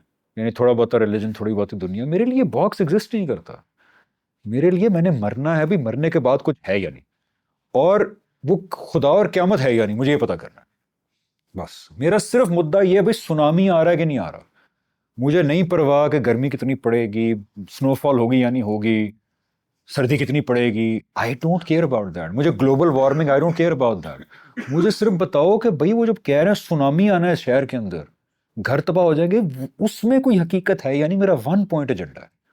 یہ میں اپنے بھانجوں کو بھی کہتا ہوں کہ بھائی مجھے نہیں ہے فلسفے کا شوق. یہ جو قیامت کے بارے میں دلائل ہیں، ان میں کوئی پرابلم ہے تو بتاؤ مجھے، ان کو غلط ثابت کر دو، پھر آئی ڈونٹ کیئر کہ کیا صحیح اور کیا غلط ہے، بیکاز میرے سے کنسرن نہیں ہے. یعنی اسپینوزا کا خدا اگر ٹھیک ہے تو بھائی میرے سے کیا لینا دینا، ہوگا ٹھیک، میری تو اکاؤنٹیبلٹی نہیں کرنی نا اس میں. تو یہ ایک پریکٹیکل سوال کا جواب ہے، اپنے پریکٹیکل سوالوں کا جواب. السلام علیکم وعلیکم. حمزہ بھائی، ہمارے یہاں پہ دیکھتے ہیں کہ ایتھیسٹ بہت زیادہ لوگ ہو رہے ہیں، یعنی یہ تو ظاہر ہے، تو آپ کا بھی کافی انٹریکشن ہوتا ہوگا ان سے. تو آپ کو نہیں لگتا کہ سب سے زیادہ جو اسلام سے دور ہٹ رہے ہیں وہ اسلام کی غلط انٹرپریٹیشن ہے، یعنی کہ اس کو صحیح پہنچایا نہیں گیا ہمارے علماء کی طرف سے؟ اور آپ کو تو غامدی صاحب مل گئے ہیں، اور جن کو نہیں ملے ان کے لیے کیا ہے؟ یعنی کہ ان کے لیے تو بہت مشکل ہے یہ سفر، اس کو وہاں تک پہنچنا، ایک آخری مرحلے تک جانا. تو وہ تو پھر ایک سرکشی میں چلے جاتے ہیں، ایک میلیٹنٹ ایتھیسٹ بن جاتے ہیں. تو یہ تو بڑا مشکل ہو جائے گا ایک اس بندے کے لیے، ایک سرکشی پہ چلا جاتا ہے. کیونکہ وہ جب دیکھتا ہے سوسائٹی میں ایک میجورٹی ایک تھاٹ کو مان رہی ہے اور وہ اس سے نکلنا ہے امپاسبل ہوتا ہے، اور پھر وہ ایک سرکشی میں چلا جاتا ہے. تو آپ اس کو کس طرح دیکھتے ہیں کہ اس کو ہم کیسے فیس کریں؟ بہت شکریہ. تھینک یو یار. میں اس بات سے متفق نہیں کہ اسلام کی جو ہے وہ غلط انٹرپریٹیشنز بہت پھیل رہی ہیں، کیونکہ غامدی صاحب تو ایک شخصیت ہے جن سے مجھے بہت زیادہ میجورٹی سوالوں کا صحیح جواب ملے. لیکن قرآن واقعی خدا کی طرف سے ہے کہ کنکلوژن میں لانے کی طرف بہت سارے اور علماء کا بھی ہاتھ، اور بڑا بہترین کام ہے. پرانے بھی نئے زمانے کا دیکھنا، ڈاکٹر اسرار صاحب کے کئی دلائل، ان کی باتیں آج کل بہت کنٹمپریری دور میں آپ آ جائیں، نعمان علی خان صاحب سے لے کے جو کنٹمپریری دور کے دائی ہیں، سو بہت بہترین کام ہو رہا ہے، بہت بہترین کام ہو رہا ہے. مسئلہ تب آتا ہے جب ہم کسی نقطۂ نظر پہ پہنچ کے سوچتے ہیں کہ جی بس اب یہی ٹھیک ہے، باقی سب غلط ہے. قرآن نے بھی انہی لوگوں کو کنڈیم کیا ہے جو ایک نقطے پہ آ کے اور پھر کوئی بات سننے کے لیے تیار نہیں ہوتا، یا کوئی بات جو اس نقطۂ نظر کے خلاف ہو اس کو سنسیئرلی سننے کے لیے تیار نہیں ہوتا. یہ بیہیویئر اللہ تعالیٰ نے کنڈیم کیا، چاہے کسی کی طرف سے بھی ہو. تو اگر انسان اپنے آپ کو ہمیشہ کھلا رکھے نا، چاہے ملحد ہو چاہے بلیور ہو، جیسے میں نے ایک پوڈ کاسٹ پہ کہہ دیا، مجھے اتنے میسیجز آئے بیک لیش کے کہ تم دوبارہ کلمہ پڑھوتے ہیں، اسلام سے خارج ہو گئے ہو. میں نے ایک پوڈ کاسٹ پہ کہہ دیا، کسی نے کہا جی اچھا چلیں آپ یہ سمجھتے ہیں کہ آپ چلیں جن نتائج پہ بھی پہنچے ہیں خدا اور قیامت کے لحاظ سے غلط بھی ہو سکتے ہیں. میں نے کہا جی میں حد الامکان حد تک مانتا ہوں کہ یہ باتیں ٹھیک ہے، لیکن ظاہری بات ہے میں اللہ میاں سے مل کے تو نہیں آیا. انفرنس بیسڈ ہی ہے نا یہ بات، دلائل پہ بیسڈ ہے تو غلط بھی ہو سکتا ہوں، البتہ میں آخری حد پہ جا کے مانتا ہوں یہ باتیں ٹھیک ہیں. اللہ معاف کرے، مجھے اتنے میسیج آئے، بڑی فیمس لوگوں کے بھی آئے کہ حمزہ صاحب ہم آپ پہ ویڈیو نہیں بنا رہے کیونکہ ہم آپ سے بڑی محبت کرتے ہیں، لیکن آپ نے کفر کیا ہے. یہ کہنا کہ میں اسلام کے بارے میں غلط بھی ہو سکتا ہوں، آپ کلمہ پڑھیں، میرا نکاح توڑ دیا ایک بندے نے یار. اللہ کی قسم ہے، انہوں نے کہا اور بہتر ہے کہ آپ دوبارہ کیا کہتے ہیں اس کو تجدید نکاح کریں. میں کو تجدید نکاح کیا ہوتا ہے؟ میری اردو اچھی ہے، اتنی بھی اچھی نہیں. ہاں تو کہتا ہے جی دوبارہ نکاح کریں. میں نے کہا اللہ خیر کرے. تو اس لیے سارے فساد کی جڑ یہی کہ جب آپ دیکھیں نا قرآن میں اللہ تعالیٰ گفتگو کر رہے ہیں، خدا کائنات کا اپنا رسول بھیجا ہے. قرآن کی ایک آیت ہے نا جہاں پہ مشرکوں کو مخاطب کر کے کہا کہ یار آپ کا شرک جو ہے اگر کسی علم پہ بیسڈ ہے تو لے کے آؤ سامنے, ہم سننے کے لیے تیار ہیں, لے کے آؤ, ہو سکتا ہے ٹھیک ہو, تم بتاؤ کون سا علم ہے, تو کون سی کتاب ہے, کس بنیاد پہ شرک کر رہے ہو. اگر اس سے بہتر علم یا کتاب یا دلیل لا سکتے ہو لے کے ہم سننے کے لیے تیار ہیں. تو صرف فساد اس وقت پڑتا ہے جب آپ کہیں جی اب جو میں اپنا بے شک علم ڈیپ ہے یا شیلو ہے, جو میں مان چکا ہوں یہی ٹھیک ہے, باقی سب فضول ہے. پھر چاہے بلیور ہوں یا نان بلیور ہوں, دنیا میں بھی برباد اور آخرت میں پھنس جائیں گے, آخرت میں بھی پھنس جائیں گے. تو اس لیے یہ دروازہ کھلا رکھنا چاہیے, اپنے آپ کو ہمبل رکھنا چاہیے. اسی لیے ہمیشہ جب بھی آپ دین کی بات کریں, میں ملحدین سے بھی یہی کہتا ہوں کہ آپ الحاد کی بات بھی کریں تو آپ نے کلی سٹیٹمنٹس نہ دیا کریں. آپ کہا کریں میں یہ سمجھتا ہوں, یہ کہنا کہ یہ ایسی ہے, یہ تکبر ہے. بس ہمبل جگہ پہ رہیں, سنسیئر جگہ پہ رہیں, کسی بھی نقطہ نظر سے ہوں, تو پھر اللہ بھی مدد کرتا ہے, دنیاوی لحاظ سے بھی ٹھیک ہے میرے خیال ہے بات. تو مسئلہ وہاں پہ آتا ہے, یہ کبھی سوئی نہیں اٹکنی چاہیے. حمزہ بھائی, ملحدین کی طرف سے اکثر یہ مقدمہ رکھا جاتا ہے کہ وہ بلیور سے یا جو مسلمان ہیں ان سے بہتر ہیں کیونکہ وہ جنت پہ بغیر, مطلب جنت کی لالچ کے بغیر اور اللہ کے ڈر کے بغیر اچھے اعمال کر رہے ہیں, تو اللہ پھر انہیں مطلب سزا کیوں دے گا جبکہ وہ تو بغیر لالچ کے اور اللہ کے ڈر کے اچھے اعمال کر رہے ہیں. نہیں دیکھیں, وہ تو جو مذہبی لوگ بھی بیشتر ہیں وہ بھی ایسے تو نہیں ہے کہ اللہ میاں نہ ہوتے اور الحاد کا مقدمہ ٹھیک ہوتا اور سارے ڈاکو بن جاتے, چور بن جاتے, قاتل بن جاتے. غلط اتنے لوگ یہاں پہ بیٹھے, ان میں سے کوئی بھی ایسا نہیں ہے. صرف ملحدین کی خوش فہمی ہے. میرے اچھے جاننے والے بھی ہیں, خوش فہمی نہیں کہنا چاہیے, ہارش ورڈ ہے, لیکن یہ صحیح تجزیہ نہیں ہے کہ جو خدا پہ یقین رکھتا ہے وہ صرف اس طرح سے اچھے کام کر رہا ہے کیونکہ خدا پہ یقین رکھتا ہے. اگر آج خدا کا یقین نکل جائے گا تو وہ کوئی سیریل کلر بن جائیں گے اور ریپسٹ بن جائے گا اور مرڈرز بن جائیں گے. میرے خیال ہے یہ بلیف غلط ہے. اللہ تعالیٰ نے تو کہا ہے کہ میں نے انیٹ انسان کی نیچر میں ہی رکھا ہوا ہے کہ جب وہ اچھا کام کرتا ہے اس کو خوشی ہوتی ہے, اس کو اچھا لگتا ہے. تو جب ملحد ہو یا بلیور ہو, جب وہ کسی کی مدد کرتا ہے اس کو اچھا لگتا ہے. البتہ وہ امتحان یہ ہے کہ دیکھیں مذہب کی خبر کیا خبر ہے. مذہب کی خبر, دین کی خبر صرف یہ نہیں ہے کہ اچھے کام کرو, صرف یہ نہیں ہے اس کی خبر. دین کی سب سے بڑی خبر یہ ہے کہ تمہارا ایک بنانے والا ہے, یعنی تمہارے ماں باپ سے پہلے تمہارا ایک کریٹر ہے. اصل رشتہ تمہارا اس کے ساتھ ہے, اس نے تمہیں زندگی دی ہے, ماں کے پیٹ میں تم بعد میں آئے ہو. وہ تمہیں ہمیشہ کی زندگی دینا چاہتا ہے, وہ سب سے زیادہ محبت تم سے وہ کرتا ہے. اس نے تمہیں شعور دیا ہے, آنکھیں اس نے دی ہیں, ایگزسٹنس اس نے دی ہے. مذہب اس خبر کا نام بھی ہے. تو اگر تو کسی ملت کو یہ بات سمجھ نہیں آئی, معافی ہو جائے گی اس کی, اللہ تعالیٰ کی ججمنٹ ڈے کورٹ کے اندر جو ہے غلطیوں کی کوئی سزا نہیں ہے. اللہ تعالیٰ جینوئن غلطیوں کو سزا نہیں دیتے, جانتے بوجھتے غلط بیہیویئر کو سزا دیتے ہیں. تو اول تو کسی ملت کو اگر غلطی لگ گئی تو ٹھیک ہے, لیکن وہ لوگ جو جانتے بوجھتے ہوئے اس خبر کو اہمیت نہیں دیتے, لفٹ نہیں کراتے, یار میرے ماں باپ سے پہلے میرا کو بنانے والا ہے, اس نے مجھے عدم سے وجود دیا ہے, میرے سے آخری درجے میں محبت کرتا ہے, مجھے جنت جیسی چیز دینا چاہتا ہے, اپنے ساتھ ہمیشہ کی زندگی دینا چاہتا ہے, بادشاہی دینا چاہتا ہے, یعنی میرا رزق بھی اس کی طرف سے آ رہا ہے, میرے اندر جو جذبات ہیں اس کی طرف سے آ رہے ہیں, مجھے مصیبتوں سے بھی وہ بچاتا ہے. اگر اس طرح کے کریٹر کے ہونے نہ ہونے سے آپ کو کوئی فرق نہیں پڑتا تو یہ اخلاقی طور پہ کتنی غلط بات ہے.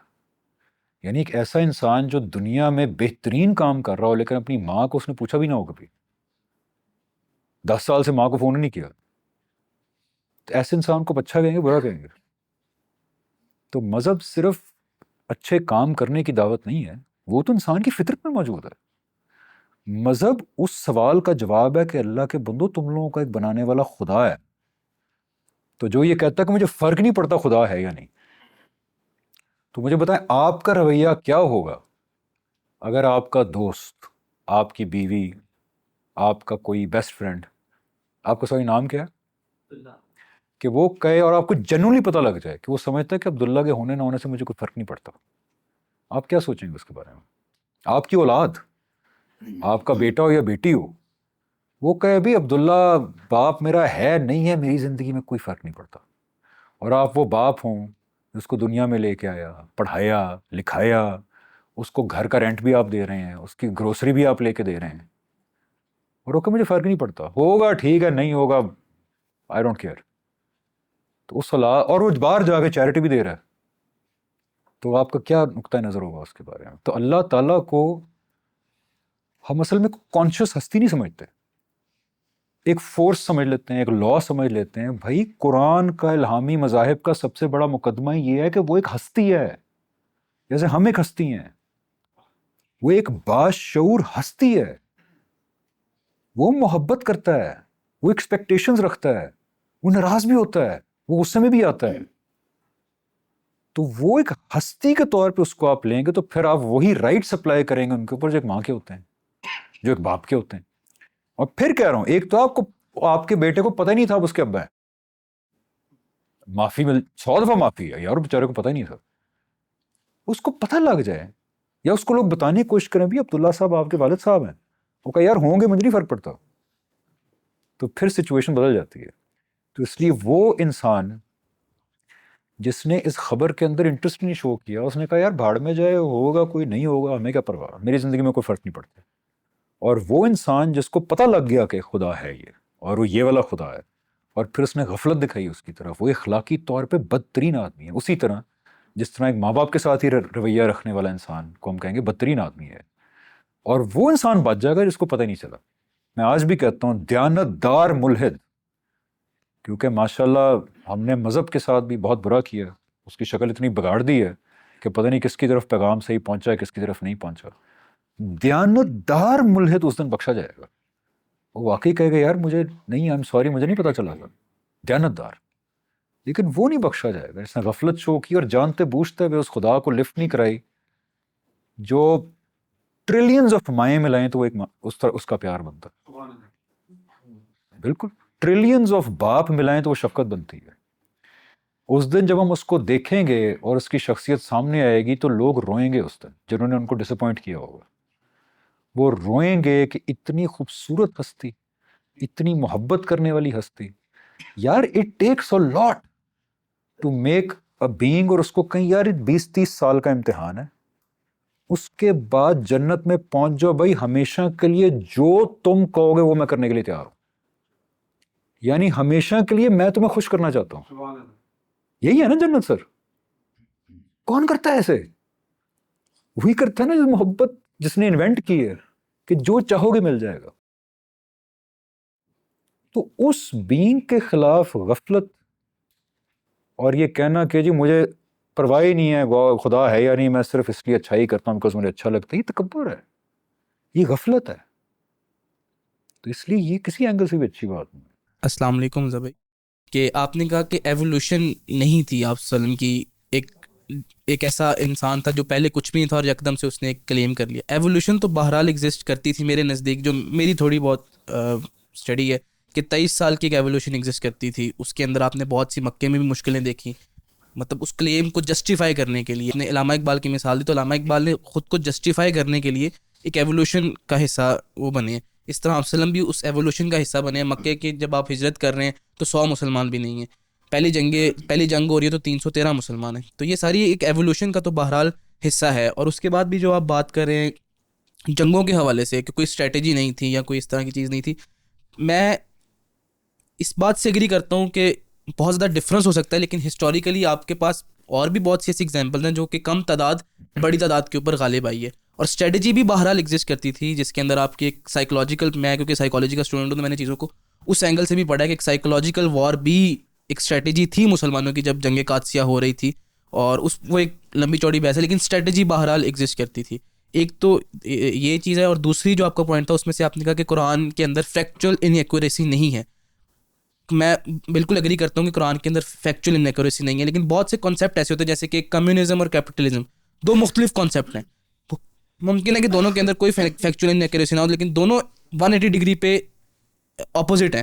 تو ہو سکتا ہے کہ قرآن کے مقابلے میں ایک ایتھیسٹ ایک ایسا ماڈل لے کے آ رہا ہو جو کہ اس کو لگتا ہے کہ زیادہ بہتر ہے. آپ نے مینلی تین باتیں پوچھی نا آپ. ہاں, بڑے اچھے سوال کیے. پہلی بات آپ کی یہ تھی کہ ایوولوشن ہوئی 23 سال ایوولوشن میں. پہلے یہ تھی کیونکہ میرا چھوٹا دماغ وہ نکل جاتی ہیں چیزیں. تو پہلی یہ بات ہے. دیکھیں جو ایولیوشن کی بات ہے نا وہ ہے کلیم سے پہلے ایولیوشن ہونی ضروری ہے. یعنی میں اس کی مثال ایسے دیتا ہوں کہ علامہ اقبال ایک دن کہیں جی میں بر صغیر کا عظیم ترین پوئٹ ہوں اور وہ بانگ درا پروڈیوس کر رہے ہیں. اب ظاہری بات ہے بانگ درا سے آگے بھی معاملات چلیں گے, انہوں نے زندگی بھی جینی ہے, جو کلیم کیا ہے وہ فلفل بھی ہوگا, لیکن وہ کلیم کرنے سے پہلے ایولیوشن کہاں ہے؟ کلیم کرنے سے پہلے ایولیوشن کہاں ہے؟ بانگ درا سے پہلے ایولیوشن کہاں ہے؟ یہ انسان میں نہیں ہو سکتا. یعنی کلیم کرنے کے بعد 25 سال بعد بانگ درا آنی چاہیے. بانگ درا آ گئی ہے without any evolution, without any interest, without any learning. یہ انسانی کام نہیں. میں نے تھرڈ رائخ بنانا ہے ہٹلر نے کہہ دیا, اس سے پہلے کا ایولیوشن ہے. یہی بات اگر نیپال کا کسان کرے گا کہ میں دنیا کی سب سے بڑی امپائر بناؤں, چنگیز خان نے, ایولیوشن موجود ہے. سو کلیم سے پہلے 40 سال کہاں ہے, وہ سفر کہاں ہے؟ کلیم کے بعد تو ظاہری بات ہے جب وہ کلیم فلفل ہوگا تو اس کے سٹیجز بھی ہوں گے. تو ایک تو یہ بات آپ نے کہا کہ دوسرا یہ تھا کہ اسٹریٹجی. لیکن وہ تو کوئی بھی جب جائے گی تو کوئی تھوڑی بہت اسٹریٹجی تو بنائیں گے.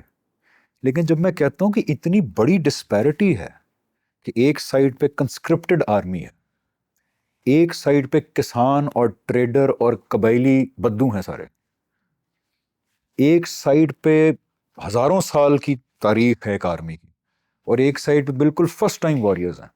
آپ سے اس میں پہلے اگر آپ عرب کے کانفلکٹس دیکھیں نا, چھوٹی چھوٹی قبیلے لڑائی ہیں, قبیلے کی لڑائیاں, 100 بندہ ادھر آ گیا, 150 ادھر آ گیا, اس نے مطلب تلواریں بھی نہیں, ڈنڈے اٹھائے ہوتے تھے, تھپڑ مارتے تھے ایک دوسرے کو, مکے مارتے تھے, گتھم گتھا والی لڑائی ہوتی ہے, گھوڑے بھی نہیں ہوتے تھے. تو ڈسپیرٹی اتنی زیادہ ہے کہ آئی ایم شیور جب فوج لڑنے جاتی تو کوئی بیسک سی تو اسٹریٹجی بناتے ہی ہوں گے, لیکن اس میں کوئی ایسا ڈیسائسو ایڈوانٹیج کسی کو بھی نہیں حاصل تھا. جیسے فار ایگزامپل آپ مونگولز کو دیکھتے ہیں, تو مونگولز کا آپ کو پتہ ہے ڈیسائسو ایڈوانٹیج کیا تھا, کہ وہ ہارس بیک پہ بیٹھتے تھے, موونگ ٹارگٹس کو وہ ہارس بیک پہ انہوں نے ایسی بوز بنائی ہوئی تھیں, ایسی کمانیں بنائی ہوئی تھیں, اور ایسے چھوٹے تیر تھے کمپیکٹ قسم کے, کہ وہ چلتے ہوئے گھوڑے پہ ہائی سپیڈ پہ ایکوریسی سے مار سکتے تھے. ہمیں رومنز کا ایڈوانٹیج پتہ کیا تھا؟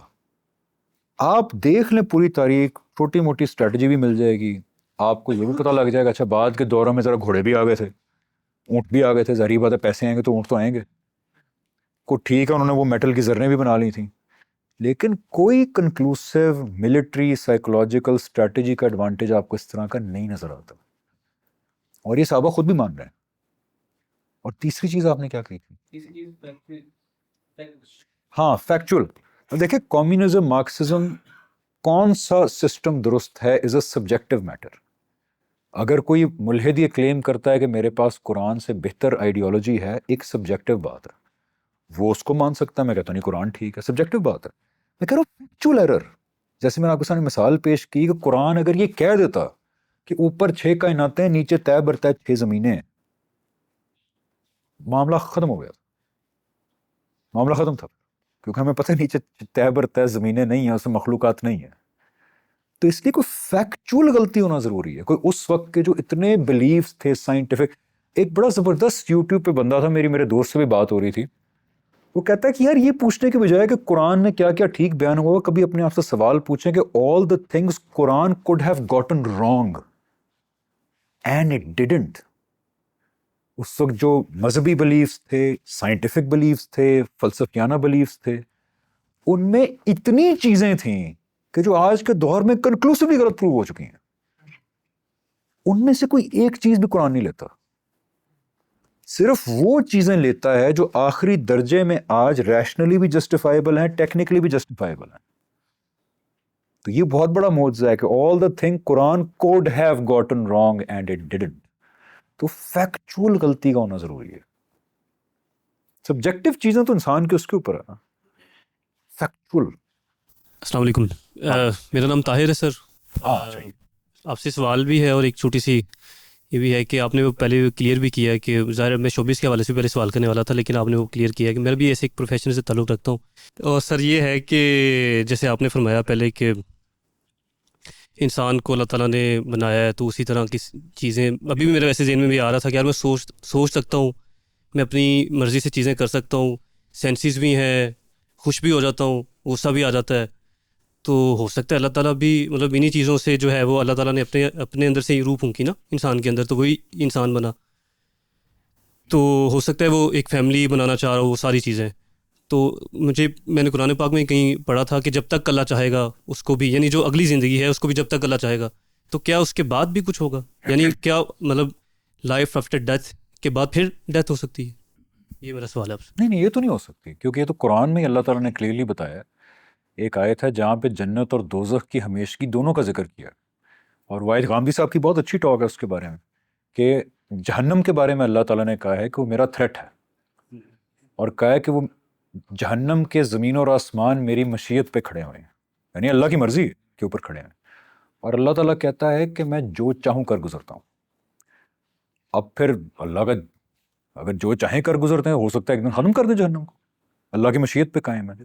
تو سوال یہ پیدا ہوتا ہے کہ پھر جنت, کیونکہ اس کے بارے میں اسی آیت میں دوبارہ فرمایا کہ اور جنت کے زمین اور آسمان بھی اللہ کہتا ہے کہ میری مشیت پہ قائم ہے, میری مرضی پہ قائم ہے. سوال پیدا ہوتا ہے کہ مرضی چینج ہو گئی, تو آگے تسلی دی ہے, اس کو کہا ہے کہ اور ہمیشہ کی جنت میرا وعدہ ہے, اور اللہ کہتا ہے میں اپنے وعدے خلاف کبھی نہیں کرتا. تو اس کی تو اللہ تعالیٰ نے گارنٹی دے دی کہ ہمیشہ کی جنت اللہ کہتا ہے میرا وعدہ ہے, اور وعدے خلاف میں کبھی نہیں کرتا. اس سے بلکہ یہ بھی ایک اکثر ڈسکشن ہوتی ہے کہ روم کھل جاتا ہے کہ عین ممکن ہے کہ جب انصاف کے سارے تقاضے پورے ہو جائیں, کیونکہ جہنم کو کہا نا کہ میری مرضی پہ کھڑے ہیں اور میں جو جی چاہے کر گزرتا ہوں, وہاں یہ نہیں کہا میرا وعدہ ہے ہمیشہ کی جہنم. تو یہ بھی ایک ریزننگ ہے کہ جب سارے انصاف کے تقاضے پورے ہو جائیں گے تو اللہ تعالیٰ ورسٹ آف دا ورسٹ لوگوں کے سمیت جو کسی قسم کی رعایت ڈیزرو نہیں کرتے, جہنم اور اس کے باشندوں ساروں کو ابدی موت دے دیں گے. یہ ایک روم کھل جاتا ہے اس سے. لیکن ہمیشہ کی جنت اللہ تعالیٰ نے کہا ہے میرا وعدہ ہے, میں کبھی اس کے خلاف نہیں کروں گا. السلام علیکم. اچھا سر, کوشچن یہ ہے کہ میں تھیوری آف ایولیوشن ہے, ڈارون تھیوری آف ایولیوشن کا آپ کو پتہ ہوگا, تو کافی دیر میں اس سے کنفیوز رہا کہ تھیوری آف ایولیوشن ہوئی ہے کہ نہیں, انسان کیسے بنا اور سارا. تو کرتے کرتے ایونچولی اس نتیجے پہ پہنچا کہ ایولیوشن ہوئی ہے, کیونکہ اس کے بہت اسٹرانگ فیکٹس موجود ہیں. پھر قرآن پاک میں بھی سورہ عنکبوت میں آیت نمبر 20 میں اللہ تعالیٰ نے فرمایا کہ زمین پہ پھر کے دیکھو کہ مخلوق کی ابتدا کیسی ہوئی ہے. تو پتہ چلتا ہے کہ کیونکہ ڈارون نے بھی سفر کیا تھا تو اس کو پتہ چلا کہ اچھا وہ ڈفرینس ہے جانوروں کا. اچھا اب اگر ایولیوشن ہوئی ہے, کیونکہ بہت سارے علماء میں نے سنا ہے وہ کہتے ہیں کہ وہ ایولیوشن کے یہ نہیں ہوا کہ ایک دم آدم علیہ السلام ٹیلی پورٹ ہو کے ایک دم سے یہاں پہ آ گئے. تو اگر ایولیوشن ہوئی ہے تو اس کا مطلب ہے کہ آدم علیہ السلام کو کوئی والد ہوگا. انسانیت تو کسی سیکوں سے چلی ہے نا, لیکن آدم علیہ السلام تو پہلے انسان تھے, تو پھر ایولیوشن نہیں ہوئی. پھر مطلب یہ تو ایک بڑا عجیب سا پیراڈاکس بن جاتا ہے. تو اس کے بارے میں آپ کی کیا؟ دیکھیں ایولیوشن ٹھیک ہے نہیں ہے, قرآن ایک اپنا موقف سامنے رکھتا ہے. اب ہم نے دیکھ لینا ہے کہ اس موقف کے ساتھ کیا چیز زیادہ کلوز لگ رہی ہے ہمیں. قرآن کا ایک اپنا سیپریٹ موقف ہے. قرآن کا موقف ہے کہ انسان کو, وہی جو میں نے بتایا تھا سورہ واقعہ کہ سورہ سجدہ ہے, سورہ سجدہ ہے, اس میں پورا پروسیس بتایا کہ انسان کو کیسے بنایا. اللہ تعالیٰ کہتے ہیں کہ اس مٹی کے اندر وہ پروسیس شروع کیا, بدل خلق الانسان من طین. سمندروں کے کنارے جو گارے دار مٹی ہوتی ہے اس کے اندر ہم نے وہ پروسیس شروع کیا, انسان کو کریٹ کرنے کا پروسیس شروع کیا. پھر ہم نے ایسا لگتا ہے کہ ڈائریکٹلی انسان کے جو ارلیسٹ ترین بایولوجیکل اینسیسٹرز ہیں, ارلیسٹ پاسبل, وہ ڈائریکٹلی زمین سے نکلے. اور کوئی چمبے کی بات نہیں, آج بھی وہ ٹرٹل ایگ دیتا ہے اور زمین پھاڑ کے جو ٹرٹل باہر نکل آتا ہے. تو وہی جو ماں کے پیٹ کے اندر ابھی ہے نا کیپیسٹی, وہی اللہ تعالیٰ نے پہلے زمین کے اندر رکھی, سمندروں کے کنارے, کیونکہ سمندروں کے کنارے وہ سارے منرلز موجود ہیں, کاربن ہے, نائٹروجن ہے, آکسیجن ہے. اور ایولیوشن بھی یہی کہتی ہے نا کہ کوئی سمندروں کے کنارے پانیوں کے اندر پہلا وہ سیل بنا. تو جو ارلیسٹ ترین بایولوجیکل اینسیسٹر ہے نا انسان کا, وہ لگتا ایسے ہے, میں اس انٹرپریٹیشن سے متفق ہوں جو غامدی صاحب بھی پریزنٹ کرتے ہیں, کہ وہ زمین سے ڈائریکٹلی باہر نکلا, لیکن وہ اس کی اینیمل فارم تھی, وہ اس کی بایولوجیکل اینیمل پریمیٹیو ترین فارم تھی. اب ہمیں نہیں پتہ وہ کیا تھی, کتنے عرصے پہلے تھی, اس پہ آپ سائنس دیکھ لیں جا کے جو بھی فاسل ریکارڈز آ رہے ہیں. پھر اللہ تعالیٰ کہتے ہیں کہ ہم نے اس کے جو وہ ارلیسٹ باہر آ گئے اینسیسٹرز, اب 1 ہوں گے, 2 ہوں گے, 10 ہوں گے, 50 ہوں گے, ویرون, تو اللہ تعالیٰ کہتے ہیں پھر ہم نے اس کے اندر وہ کیپیسٹی رکھ دی کہ وہ خود اپنے آپ کو ریپروڈیوس کر سکتا. پھر انہوں نے جتنے بھی ہوں گے انہوں نے اپنے آپ کو ریپروڈیوس کرنا شروع کیا, لیکن ابھی تک یہ ان کا حیوانی وجود ہے, وہ حیوان ہے ابھی. پھر اللہ تعالیٰ کہتے ہیں سما سوا ہو, کہ میں نے ان کو تسویہ سے آگے گزارا. سو لمبے ٹائم تک ان کی نوک پلک درست کی. اب اس میں سے اگر آپ کوئی ایوولوشن کے حق میں سنگل سیلڈ ایوولوشن تو پتہ نہیں، لیکن ایک سپیشیز کے اندر کیا بایولوجیکل چینج آ سکتا ہے اوور ٹائم، اس سے اگر آپ کو مناسبت پیدا کرنا چاہتے ہیں تو ہو سکتا ہے ہو جائے کہ پھر تصفیے سے گزارا اس کو. اور جب دیکھا ہم نے کہ یہ بالکل پرفیکٹ ہو گیا ہے تو 2 لوگوں کا انتخاب کیا، آدم اور حوا، اور ان کے اندر وہ روح پھونک دی جس کے بعد وہ شعور والے انسان بن گئے، یعنی اب وہ حیوان نہیں رہا. تو جو ہے نا کہ آدم بنا باپ کے، تو وہ لگتا ہے ایسے ہے کہ ان کی جو انسانی شخصیت ہے نا اس کے بارے میں بات ہو رہی ہے، انسانی شخصیت کے بارے میں بات ہو رہی ہے. میرا یہ سوال ہے کہ دعوت کے لحاظ سے کہ دعوت 2 طرح کی ہوتی ہے، ایک ہوتی ہے غیر مسلم کو دینا، ایک ہوتا ہے مسلمان کو دینا. تو اس کا اصل ایسنس کیا ہے؟ اور کیونکہ جو ماضی میں 1400 سال پہلے دیکھتے ہیں وہ تو یہی تھی کہ غیر مسلم کو دی جا رہی ہے، لیکن آج کل یہ بھی جیسے تبلیغ ہے یہ کہ مسلمس کو بھی دیتے ہیں.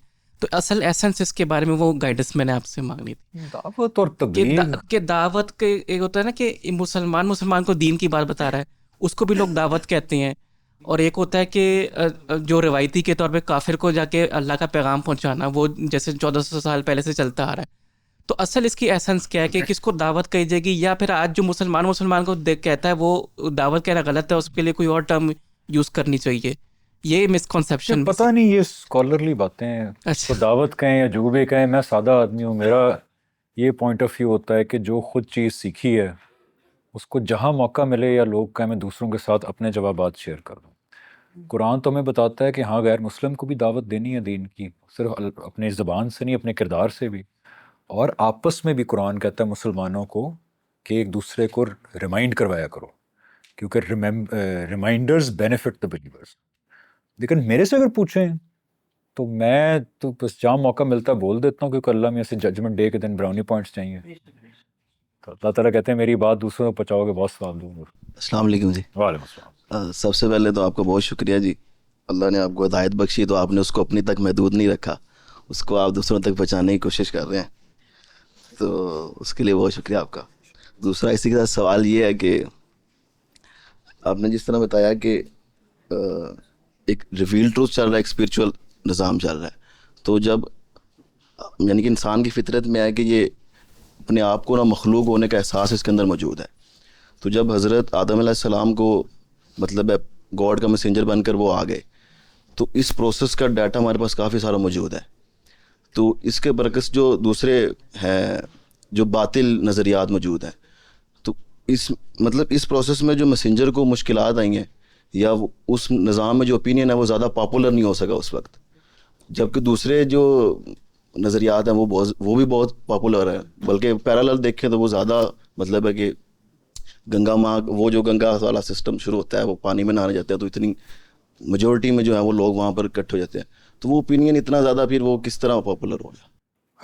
انسان میں دیکھیں جی، یہی لگتا ہے قرآن کو دیکھ کے کہ انسان میں اللہ نے بڑا دائیا رکھا ہوا ہے کہ وہ فجورہ و تقویٰ، چاہے تو صحیح راستہ اختیار کرے چاہے غلط راستہ اختیار کرے. اور غلط راستہ اختیار کرنے والے اکثر جو ہے وہ طاقت میں آ جاتے ہیں، بیکاز طاقت حاصل کرنے کے لیے جو ہر کام کرنے کو جائز سمجھے صحیح اور غلط وہ طاقت میں آ جاتا ہے. تو جو غلط نظریات والے لوگ ہیں وہ اصل میں طاقت میں آ جاتے ہیں. اس لیے جو انبیاء آ کے ٹھیک بات کرتے ہیں تو وہ ان کی طاقت کو چیلنج کر رہی ہوتی ہے، اس لیے وہ پورے قوت سے ریئیکٹ کرتے ہیں. اس لیے جو ہے بڑا غلبہ رہا ہے باطل چیزوں کا. آج بھی آپ دیکھ لیں جو طاقتور ترین لوگ ہوتے ہیں، ذرا ان سے بات کریں ان کے لیے کوئی اہمیت نہیں رکھتا خدا، قرآن، قیامت وغیرہ. وہ کہتے ہیں یار ٹھیک ہے، سطحی طور پر ٹھیک ہے باتیں، لیکن اصل بات یہ ہے کہ یہاں پہ طاقت اور پیسے کا کیا سین ہے. ان کے فیصلوں میں کہیں خدا اور قیامت نہیں ہوتا. تو اس لیے انبیاء بیچارے جو ہے وہ معصوم ہوتے ہیں، وہ تو خدا کی طرف سے حق لے کے کھڑے ہوتے ہیں، اور حق ہمیشہ بیچارہ کمزور ہی ہوتا ہے، پیچھے خدا نہ کھڑا ہوتا. میں اگین آپ سب کا بہت شکر گزار ہوں، آپ لوگ آئے، وقت دیا آج، اور میں المعرض کا بڑا شکر گزار ہوں کہ انہوں نے میرے جیسے ایک عام آدمی کو اتنی عزت بخشی. اور انشاءاللہ آئندہ بھی رابطہ رہے گا، کیونکہ آپ بھی سیکھ رہے ہیں، میں بھی سیکھ رہا ہوں، ہم سب جو ہیں وہ سیکھ رہے ہیں. تو انشاءاللہ ایک دوسرے سے سیکھتے رہیں گے اور دوبارہ ملاقات ہوگی. تھینک یو سو مچ، بہت شکریہ.